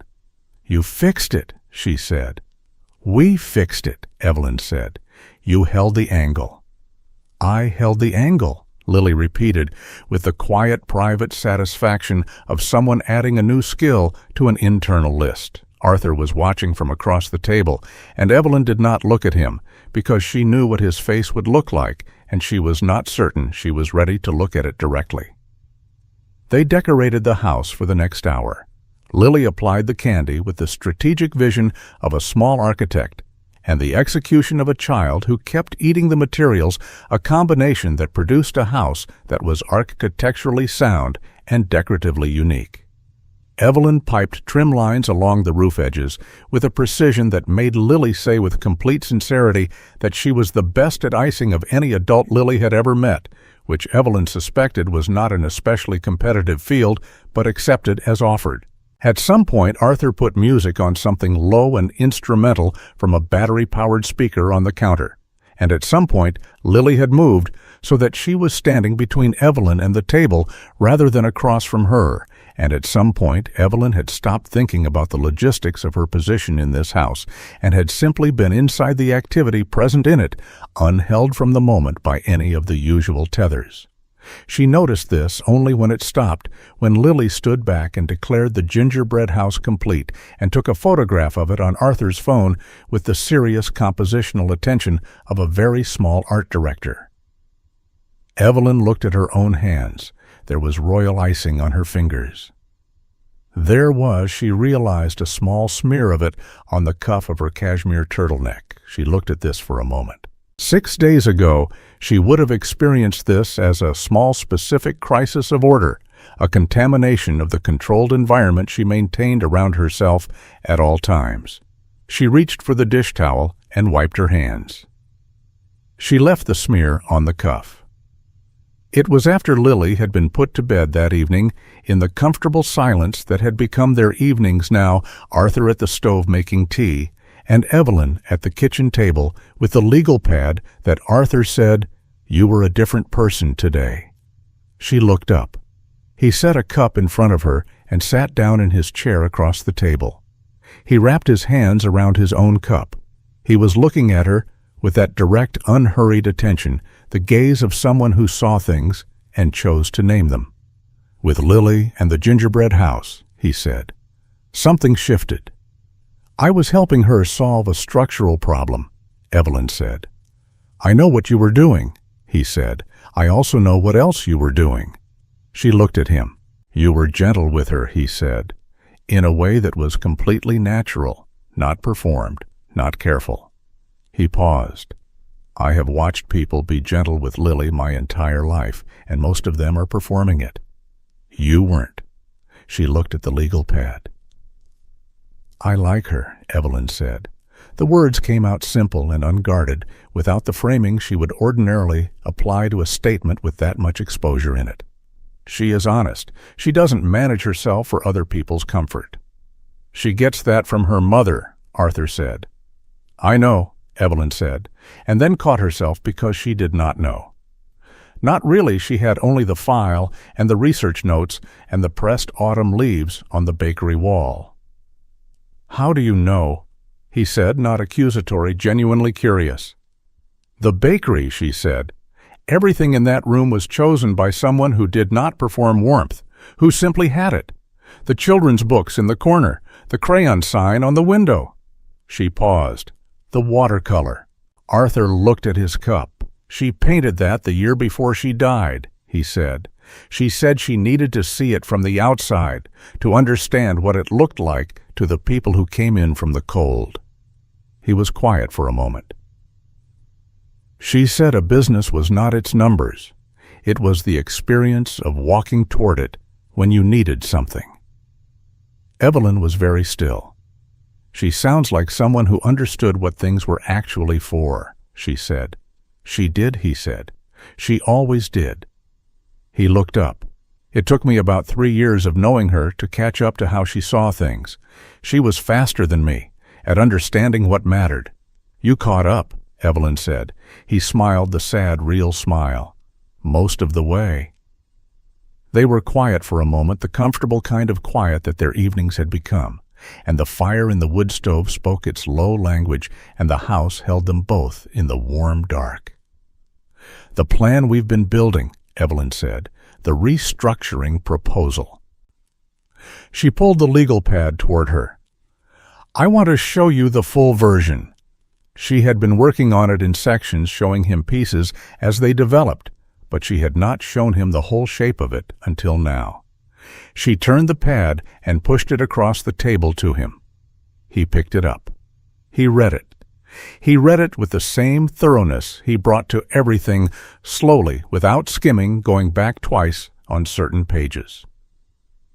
She watched his face and let herself watch it, the small movements, the concentration, the moment somewhere on the third page when something shifted and his expression changed from assessment to something closer to recognition. He set the pad down. "This keeps everything she built," he said. "It keeps the intention," Evelyn said. "The local sourcing, the artisan quality, the community relationship. It restructures the economics so those things can be sustained." "The hotel partnership," he said. "Whitmore Capital has 12 boutique properties in New England. 4 of them currently source artisan bread from a single supplier in Providence that has capacity issues. The quality argument for a Vermont artisan bakery is essentially pre-made." She paused. "It funds the operational overhaul. It gives you volume that makes the ingredient sourcing more economical. And it lets you keep the retail side exactly as it is, community pricing included, because the wholesale margin is carrying the overhead." He looked at the page with the pricing model. "The cinnamon rolls stay at $3.50 for local customers," he said. "Tourists pay $6, she said. "The menu will have a note. House rate for Harlow residents. It will not feel like a policy. It will feel like exactly what it is, a place that belongs to its town." He looked at her. "Grace would have thought of this," he said. "Maybe," Evelyn said, "but you're the one who's going to do it." He was quiet for a long moment. He looked at the legal pad. He looked at the table between them, the coffee rings and the icing sugar, and the handwriting that was half hers and half his, layered together across 6 days of evenings. "Evelyn," he said. She looked at him. "I need you to know," he said carefully, in the way of a man who had thought about whether to say this, and had decided he was going to, "that when you walked into my bakery last week and put that folder on my counter, I thought you were the coldest person I had ever seen." She held his gaze. "I know," she said. "I was wrong," he said. She looked at the table. "You weren't entirely," she said. "I have been very cold for a very long time, by design." "I know," he said. "I also know what it means when someone builds that kind of design. I built the opposite one. Same reason." She looked up at him. "You locked everything down," he said. "I locked everything in place. Different directions. Same door." Tone? The metaphor was simple, and it was exact. And she felt it the way she felt very precise things in the specific place behind the sternum where her most honest reactions lived regardless of her permission. "We've been doing poor work on ourselves," she said. "Terrible work," he agreed. She almost smiled. Almost. The corner of her mouth moved. He saw it. He looked at her with that open, direct attention, and for one long, still moment the kitchen was the entire world, and the distance between them across the table was a question with no wrong answer, only the one you chose. She looked down at the legal pad. She pulled it back toward her and picked up her pen. "The batch sizing," she said. "I want to go through the revised yield calculations before we lose the light." He picked up his cup. "Okay," he said. Outside, the first suggestion of thaw had begun, barely perceptible, a softening at the edges of the snowdrifts where the afternoon sun had found a long, low angle to work at the kind of change that was too small to see, but too real to deny, the kind that meant that the world was already moving, already turning, already deciding, without asking anyone's permission to become something new. The snowplow came on a Thursday morning. Evelyn heard it before she saw it, the low mechanical groan of something large and purposeful moving through the white world outside, and she stood at the spare bedroom window and watched the orange blade push the accumulated snow into great walls along the side of the road, clearing the asphalt inch by inch, restoring the geometry of the street below. It was methodical and unhurried, and entirely inevitable the way certain kinds of progress were the kind that did not ask for your readiness. She watched it until it turned the corner at the end of Main Street and disappeared. Then she looked at her phone. Full signal. 4 bars, solid and unblinking, the little icon that meant the world she had left was available again, waiting with the particular impatience of a world that did not acknowledge weather events as legitimate reasons for absence. The notifications came in like a tide. 47 emails, 11 missed calls, 6 from her assistant, 3 from the managing director of Whitmore Capital, 2 from the law firm in Ohio, 3 voicemails. A calendar full of rescheduled meetings that had stacked up behind her like cars at a closed intersection. She stood at the window with the phone in her hand and read through the subject lines with the practiced speed of someone who had spent a decade triaging information by urgency and consequence. The Ohio Hotel, the Connecticut pharmacy chain. The Maple Crust liquidation report flagged twice the second flag with a note from the managing director that read, "Per our conversation, before your travel timeline is firm.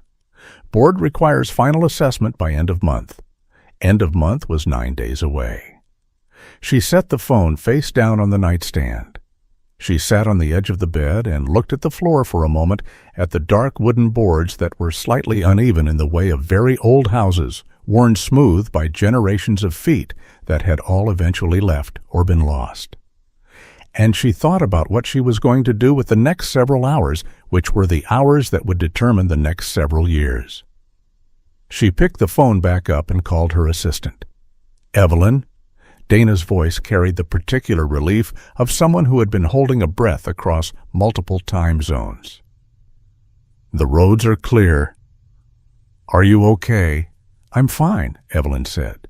"I need you to book me on the first available flight from Burlington to LaGuardia, today if possible." A pause. Keys clicking. "There's a 415 that has 2 seats in business. Gets you in at 6. "Book it," Evelyn said, "and I need a conference room at the office tomorrow morning, 8 o'clock. I need the Maple Crust full file, the Whitmore Hotel portfolio for New England, and the supply chain contacts for the Providence bread supplier. Everything in the room before I arrive."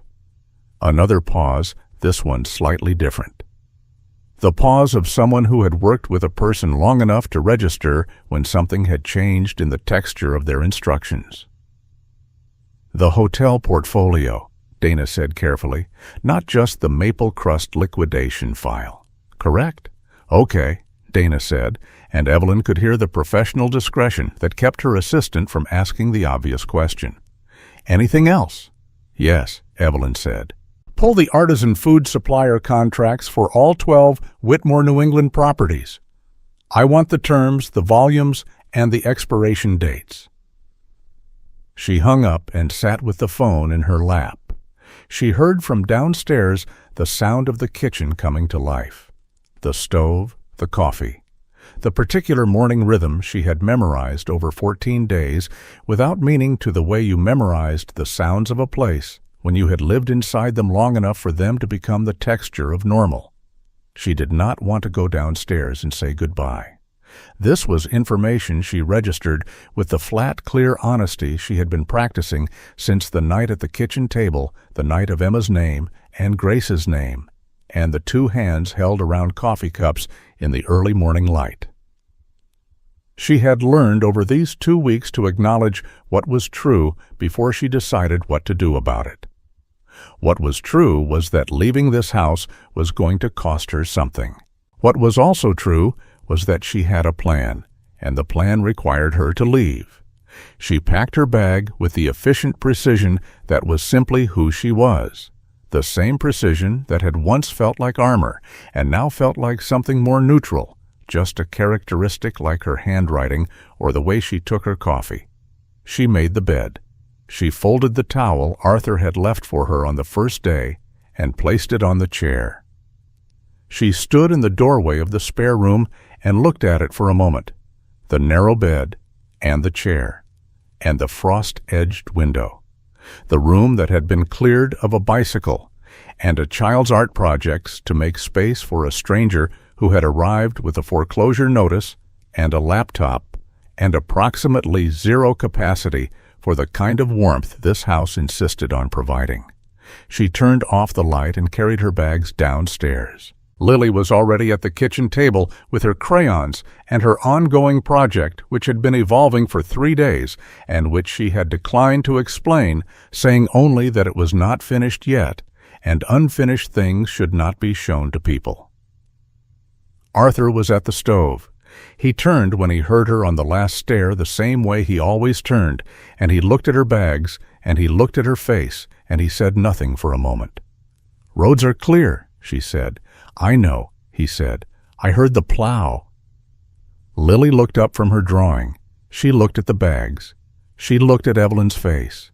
She was 8 years old, and she had her mother's speed at understanding what mattered, and she understood this immediately completely without any of the diplomatic framing that adults used to make difficult things easier to approach. "You're leaving," she said. "I have to go back to New York," Evelyn said. "I have work." "You have work here," Lily said. "Lily," Arthur said quietly. "She does," Lily said. She was not sulking. She was stating a position with the same clear-level conviction she brought to the correct rules of board games and the structural integrity of gingerbread houses. "The bakery work isn't finished." "The plan is finished," Evelyn said.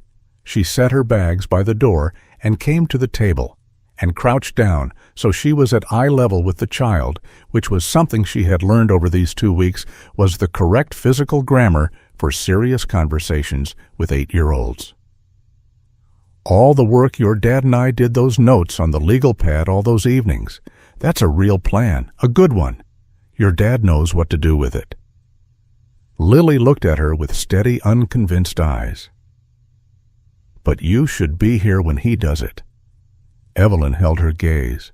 "I'm going to be," she said. Something shifted in Lily's expression. The unconvinced quality gave way to something more careful, more attentive.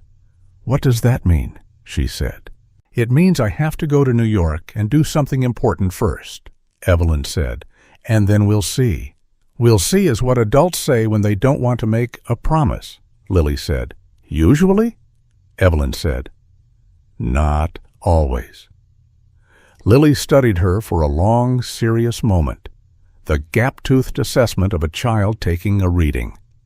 Then she reached across the table and picked up the thing she had been drawing for 3 days, the unfinished project that was not to be shown before its time, and she held it out to Evelyn.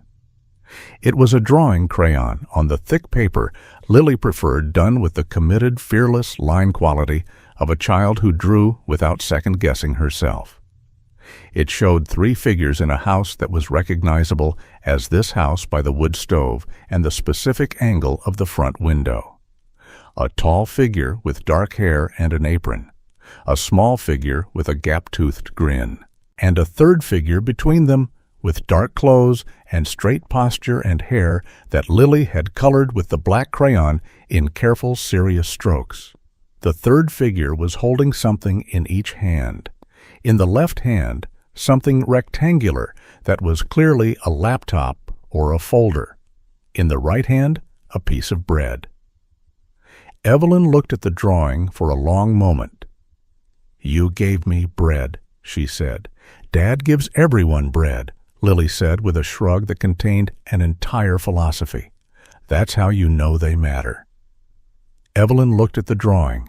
She felt the burning behind her eyes that she had been managing since the morning at the kitchen table, the pressure she was very practiced at containing, and she let herself feel it without letting it break the surface, which was a different skill than suppressing it entirely, a skill she had only recently begun to practice. "Thank you," she said. She folded the drawing carefully and put it in the front pocket of her bag, the accessible pocket, not the deep one where things went to be stored, but the one she opened every day. She stood up. Arthur was still at the stove, though the coffee had been poured and was sitting on the counter untended. He was looking at her with the expression she had stopped trying to categorize and had simply started allowing to exist as what it was, the open, undefended look of a man who had decided somewhere in the past 14 days to stop protecting himself from the possibility of something. "I made you coffee for the road," he said. "It's in the travel mug. It was gar." He paused. "It was in the cabinet. It's clean." She looked at the travel mug on the counter. It was deep green, slightly worn, the kind of object that had been used daily for years and had acquired the particular patina of a thing that was simply part of a life. "Thank you," she said. She picked it up. She held it for a moment. "The proposal I'm taking to the board," she said. "It's solid. The numbers work. But I want you to know that even if the vote doesn't go the way I intend, the 30-day notice window gives you options I did not explain to you when I arrived." She met his eyes. "There are 2 regional development funds that would consider this business as a community asset acquisition. I've written the contact information in the back of the legal pad. If New York doesn't go the way it should, you use those before you consider any other option." He looked at her steadily. "Are you telling me how to fight the company you work for?"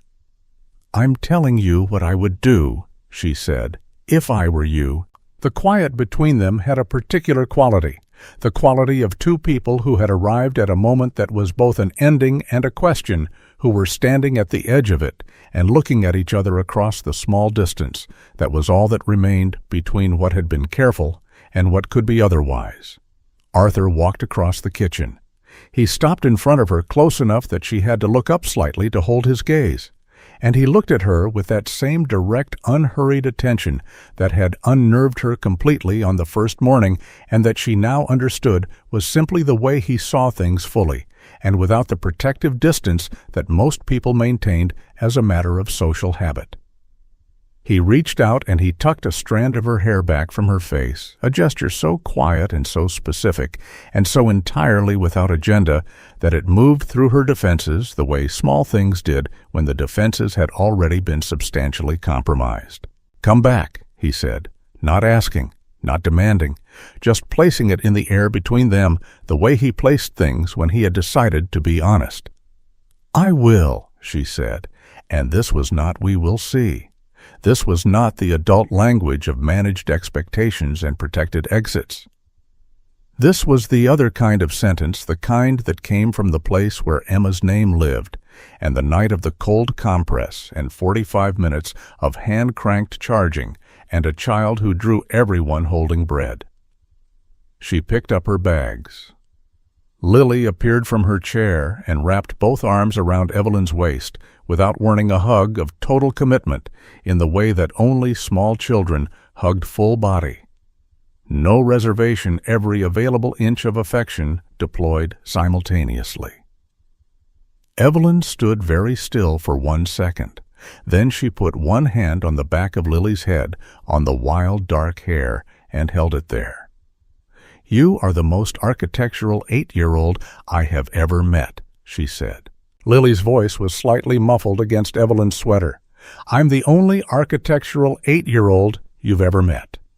"Still true," Evelyn said. She stepped back. She picked up the travel mug. She looked at Arthur one more time. She walked out the front door. The cold hit her on the porch, clean and sharp, and the world was white and brilliant in the thin October sunlight that had finally, after 14 days, reasserted itself over Vermont.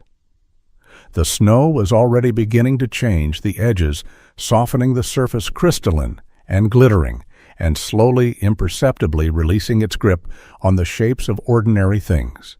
She walked to the road. She did not look back, but she kept walking forward. The conference room at Whitmore Capitol on the 42nd floor of a building on Lexington Avenue was everything Harlow, Vermont was not. Glass and steel and the particular controlled temperature of a room that had never been heated by a wood stove in its life. The view was the city enormous and gridded and magnificent in its absolute indifference to the interior states of the people looking at it. Evelyn stood at the head of the table at 8:03 in the morning with the New England Hotel portfolio in one hand and the Maple Crust restructuring proposal in the other, and looked at the 4 board members and 2 managing directors who had arranged themselves around the conference table with the specific expressions of people who had been told they were receiving a liquidation report and were ready to process it efficiently. Richard Hale, the managing director who had flagged her email twice, was 61 years old and had been in corporate finance since before Evelyn was born, and had the kind of face that communicated at all times that he had heard every possible argument and was preemptively unimpressed by this one. "Evelyn," he said, "we appreciate you making the trip under the circumstances. I understand the storm created some complications." "It did," she said. "It also created some opportunities." He looked at the folder she set on the table. "The liquidation assessment." "No," she said. A beat of silence. "No," she repeated clearly. "This is an acquisition and repositioning proposal. I'm recommending against liquidation."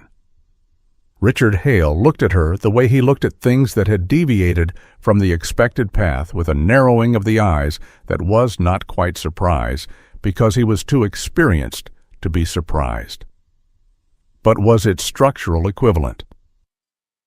"The debt profile on Maple Crust does not support," he began. "The debt profile on Maple Crust does not support continuation under the current operating model," she said. "I agree. The current operating model is not what I'm proposing." She opened the folder and slid copies down the table.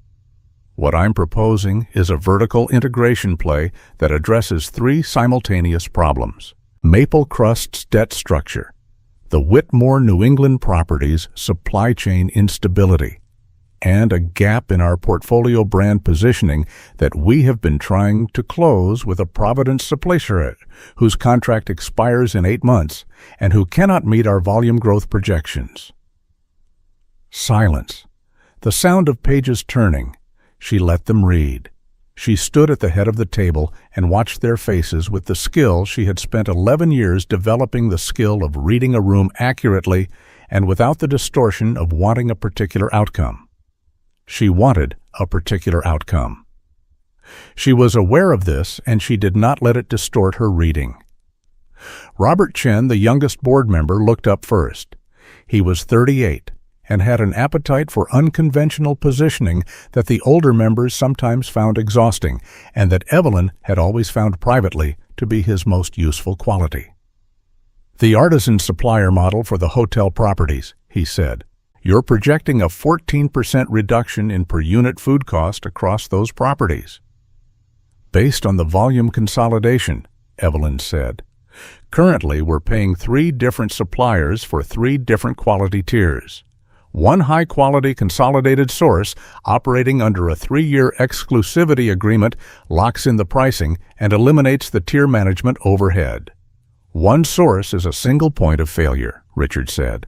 "One source in a community that has survived for 22 years and has a restructured operating model with a positive debt service ratio within 18 months. Evelyn said is a partnership, not a liability." She paused. "I've modeled the failure scenario. Even at 50% operational underperformance, the hotel supply contract alone services the debt. The retail operation is entirely additive." More page turning. She watched Robert Chen's pen move across his copy, underlining, annotating. She watched Richard Hale's jaw work through the pricing projections.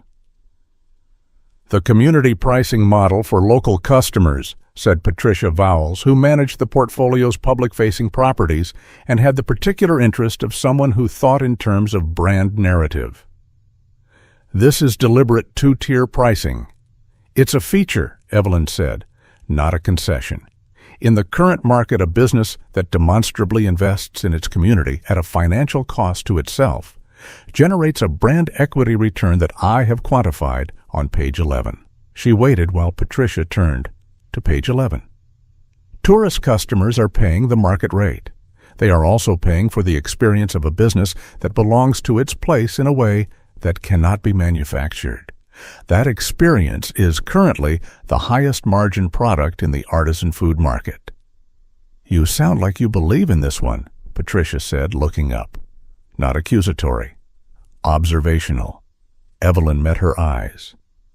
"I do," she said. Another silence different from the first one. The kind that happened when something honest had been said in a room where honesty was usually dressed up as analysis. "The acquisition price," Richard said. "The outstanding debt is $237,000, Evelyn said. "We acquire it for that value. We hold the note. We fund the operational overhaul at a cost of approximately $40,000, and the exclusivity supply agreement begins in the second quarter. Total investment $277,000 against a projected 3-year return of." She waited. "Page 14. Richard turned to page 14. She watched his face. The narrowing of the eyes shifted into something that was not quite a different expression, but was oriented differently, the orientation of a man doing arithmetic and arriving at a number he had not expected. "These are conservative projections," he said. "Intentionally," she said. "I built them on the worst reasonable assumptions. If performance tracks to the median case, the return is on page 15, page 15. Another silence. Robert Chen set his pen down. He looked at Evelyn with a directness that reminded her in a way that she acknowledged without dwelling on of a man at a kitchen table in Vermont who looked at things fully. "You spent 2 weeks in that town," he said. 14 days, she said, "and you came back with this." "I came back with the work," she said. "The analysis is sound regardless of where I did it." "I don't doubt the analysis," he said. He was looking at her carefully. "I'm noting that you came in to liquidate a $200,000 debt, and you're leaving us a proposal that turns it into a long-term asset. That's a different kind of work." "It's better work," she said simply. The vote was not unanimous. Richard Hale abstained, which was as close to opposition as he permitted himself when the numbers were genuinely strong, and he knew it. Patricia Vowles voted yes before the question was finished being asked. Robert Chen voted yes with the specific energy of someone who had been waiting for this kind of proposal and was glad to see it arrive. The motion carried. Evelyn drove back to her apartment on the west side that evening with the travel mug in the cup holder, the green one, Grace's Arthur's, that she had washed at the airport sink and carried through security and placed in the rental car in Burlington because she had not been able to put it in her checked bag without it feeling like the wrong kind of distance. Her apartment was exactly as she had left it, which was to say it was immaculate and temperature-controlled and full of the specific clean silence of a space designed for function and maintained for containment. Every surface clear, every object in its designated location. The kind of order that had once felt like safety. She stood in the center of her living room with her bag still in her hands and looked at it. She thought about the wooden floors with the uneven boards, the bookshelf that had abandoned its organizational system, the rug in the living room worn soft by years of small feet, the smell of wood smoke and bread, and the brown butter and cardamom that had hit her when she pushed open the bakery door on the first morning and that she had categorized as a distraction. She set her bags down.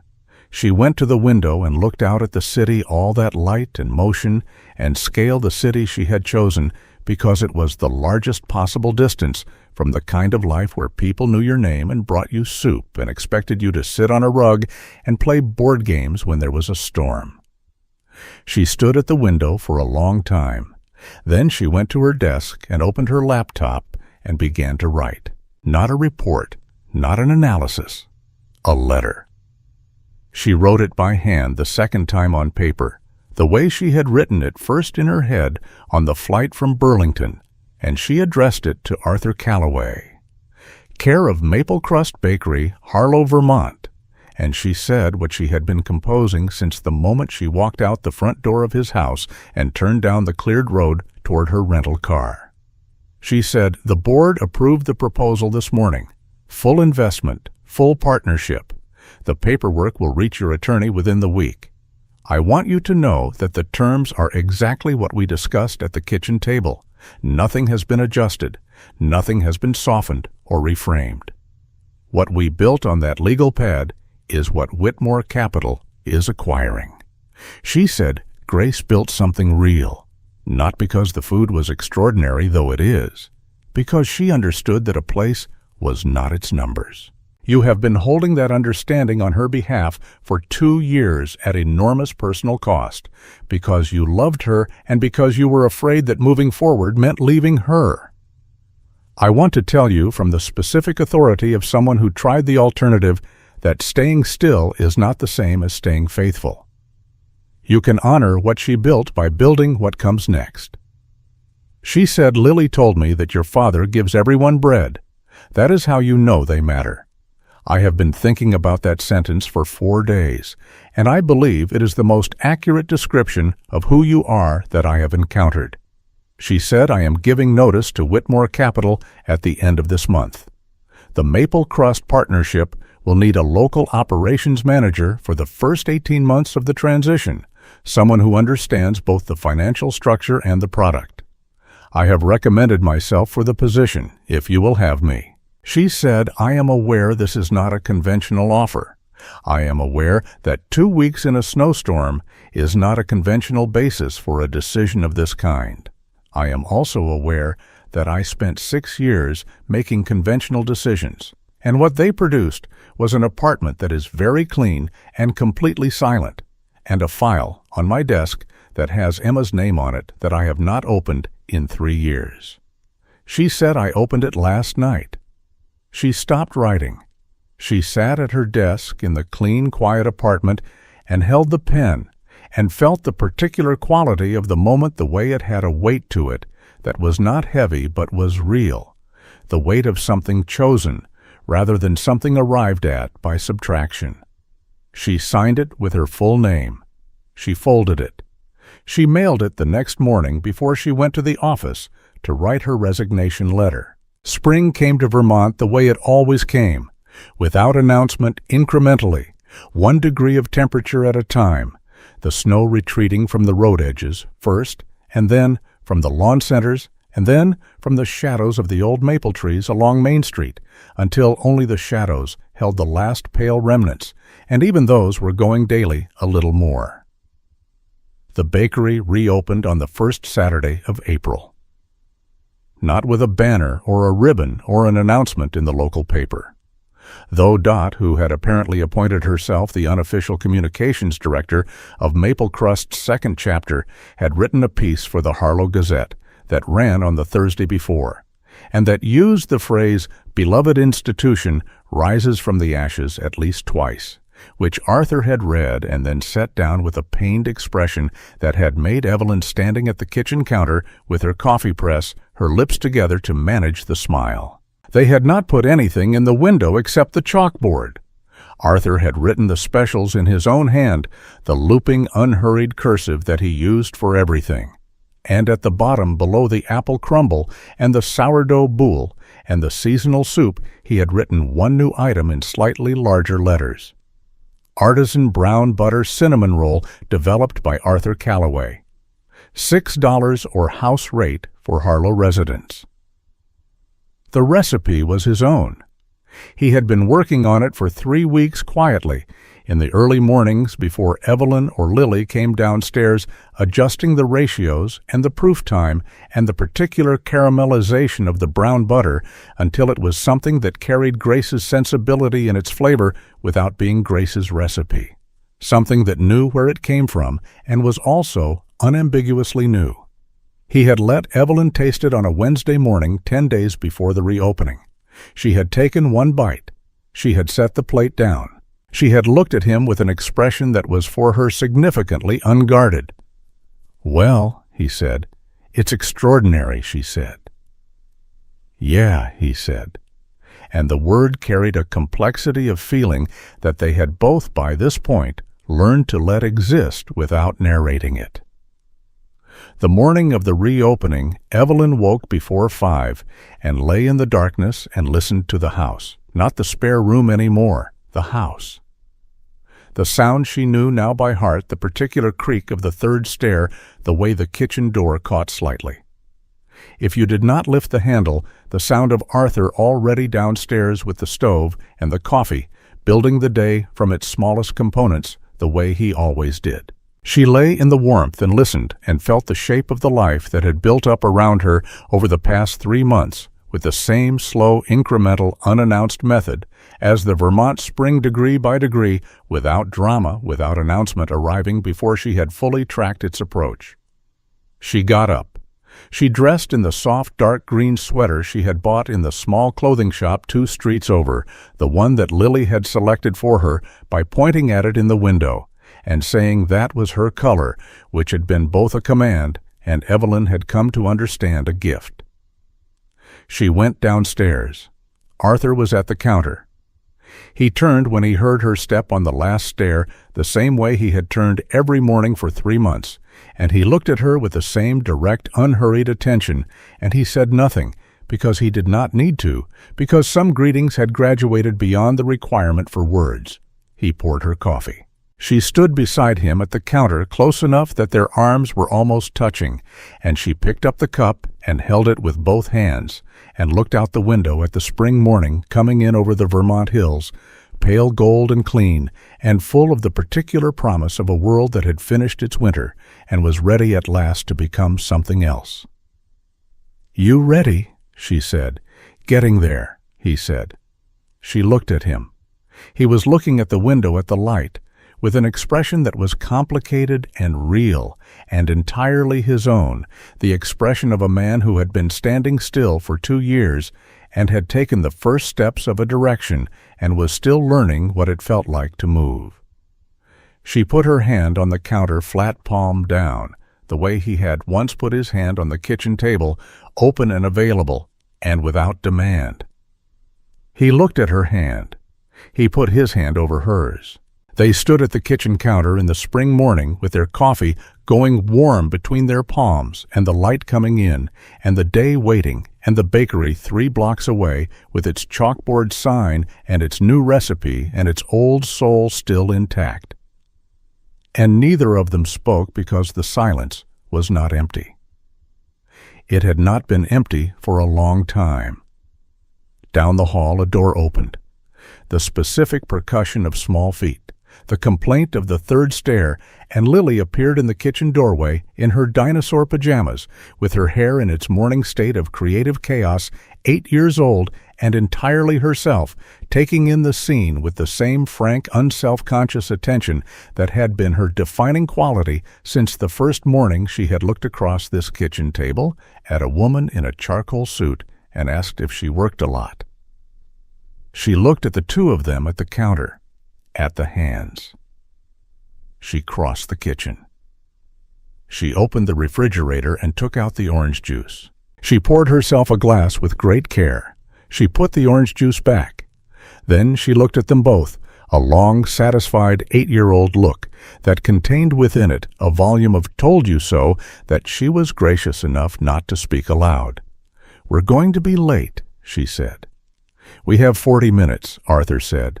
"The croissants need to be in by 6:30, Lily said with the authority of someone who had absorbed through 3 months of proximity a comprehensive working knowledge of bakery operations. "I know," Arthur said. "I made the croissants last night." Lily looked at him. "All of them?" "All of them." She considered this. She looked at Evelyn. "Did you help?" "I did the lamination," Evelyn said. Lily looked at her with a deep and genuine respect. "That's the hard part," she said. "I know," Evelyn said. Lily drank her orange juice. She set the glass in the sink. She looked at the 2 of them one more time, at the hands still touching on the counter at the coffee, and the spring light, and the particular morning quality of this kitchen that she had known her whole life, and that had, in the past 4 months, acquired new dimensions without losing any of its original ones. "I'm going to go get dressed," she said, with the practical energy of someone who had assessed the situation, found it satisfactory, and was moving on to the next task. "Don't be late." She left the kitchen. They heard her on the stairs, the specific pattern of her feet, and then the sound of her door, and the muffled internal monologue she conducted while getting dressed, narrating her clothing choices to an audience that existed only in her own imagination. Arthur looked at Evelyn. Evelyn looked at Arthur. The smile she gave him was not the controlled quarter-inch movement of her professional life. It was the other kind, the one that had taken 3 months to develop fully, the one that reached her eyes and stayed there, and was not managed or measured or deployed with strategic intent. It was just a smile. Her smile. The one she had. He picked up his coffee cup with the hand that was not holding hers. "Let's go open a bakery," he said. And they did. The bell above the door chimed at 7 in the morning when Arthur turned the key and pushed it open, the same bright, cheerful sound it had made on the morning Evelyn had pushed through it from the other direction in her razor-sharp charcoal suit with the foreclosure notice under her arm, the morning that had seemed like an ending and had been all along the most unlikely kind of beginning. The first customer was Dot, who arrived before the sign was even fully turned to open, and who stood in the doorway with her silver hair pinned and her reading glasses on her forehead and looked at the three of them, Arthur behind the counter, Evelyn beside him, Lily on her stool with a glass of water and her ongoing drawings, and said nothing for a moment that lasted long enough to be significant. Then she said, "Well, it's about time." She walked to her usual table. She sat down. She looked at the chalkboard. "I'll have the new one," she said, "the brown butter one." "Good choice," Arthur said. He turned to the display case. He lifted out the first of the new cinnamon rolls, brown and golden and fragrant with the particular smell that had hit Evelyn on her first morning in this town, and that she now understood was not just cinnamon and butter, but something more specific, something that was made of place and time, and the particular alchemy of a person putting their whole self into a thing they were making for other people. He set it on a plate. He walked it to Dot's table. Dot picked it up. She took a bite. She chewed it with the serious, comprehensive attention of a woman who took food as seriously as she took everything else. She looked up at Arthur. "Grace would have loved this," she said. Arthur stood at the table for a moment. The expression on his face was everything. It was the grief and the gratitude and the love and the forward motion all present simultaneously, none of them canceling the others out, all of them true at the same time. "I know," he said. "That's why I made it." He walked back to the counter. He stood beside Evelyn, and the morning light came through the front window over the chalkboard and the new sign and the child's drawing of a horse that Lily had taped to the glass that morning on the grounds that every bakery needed a horse.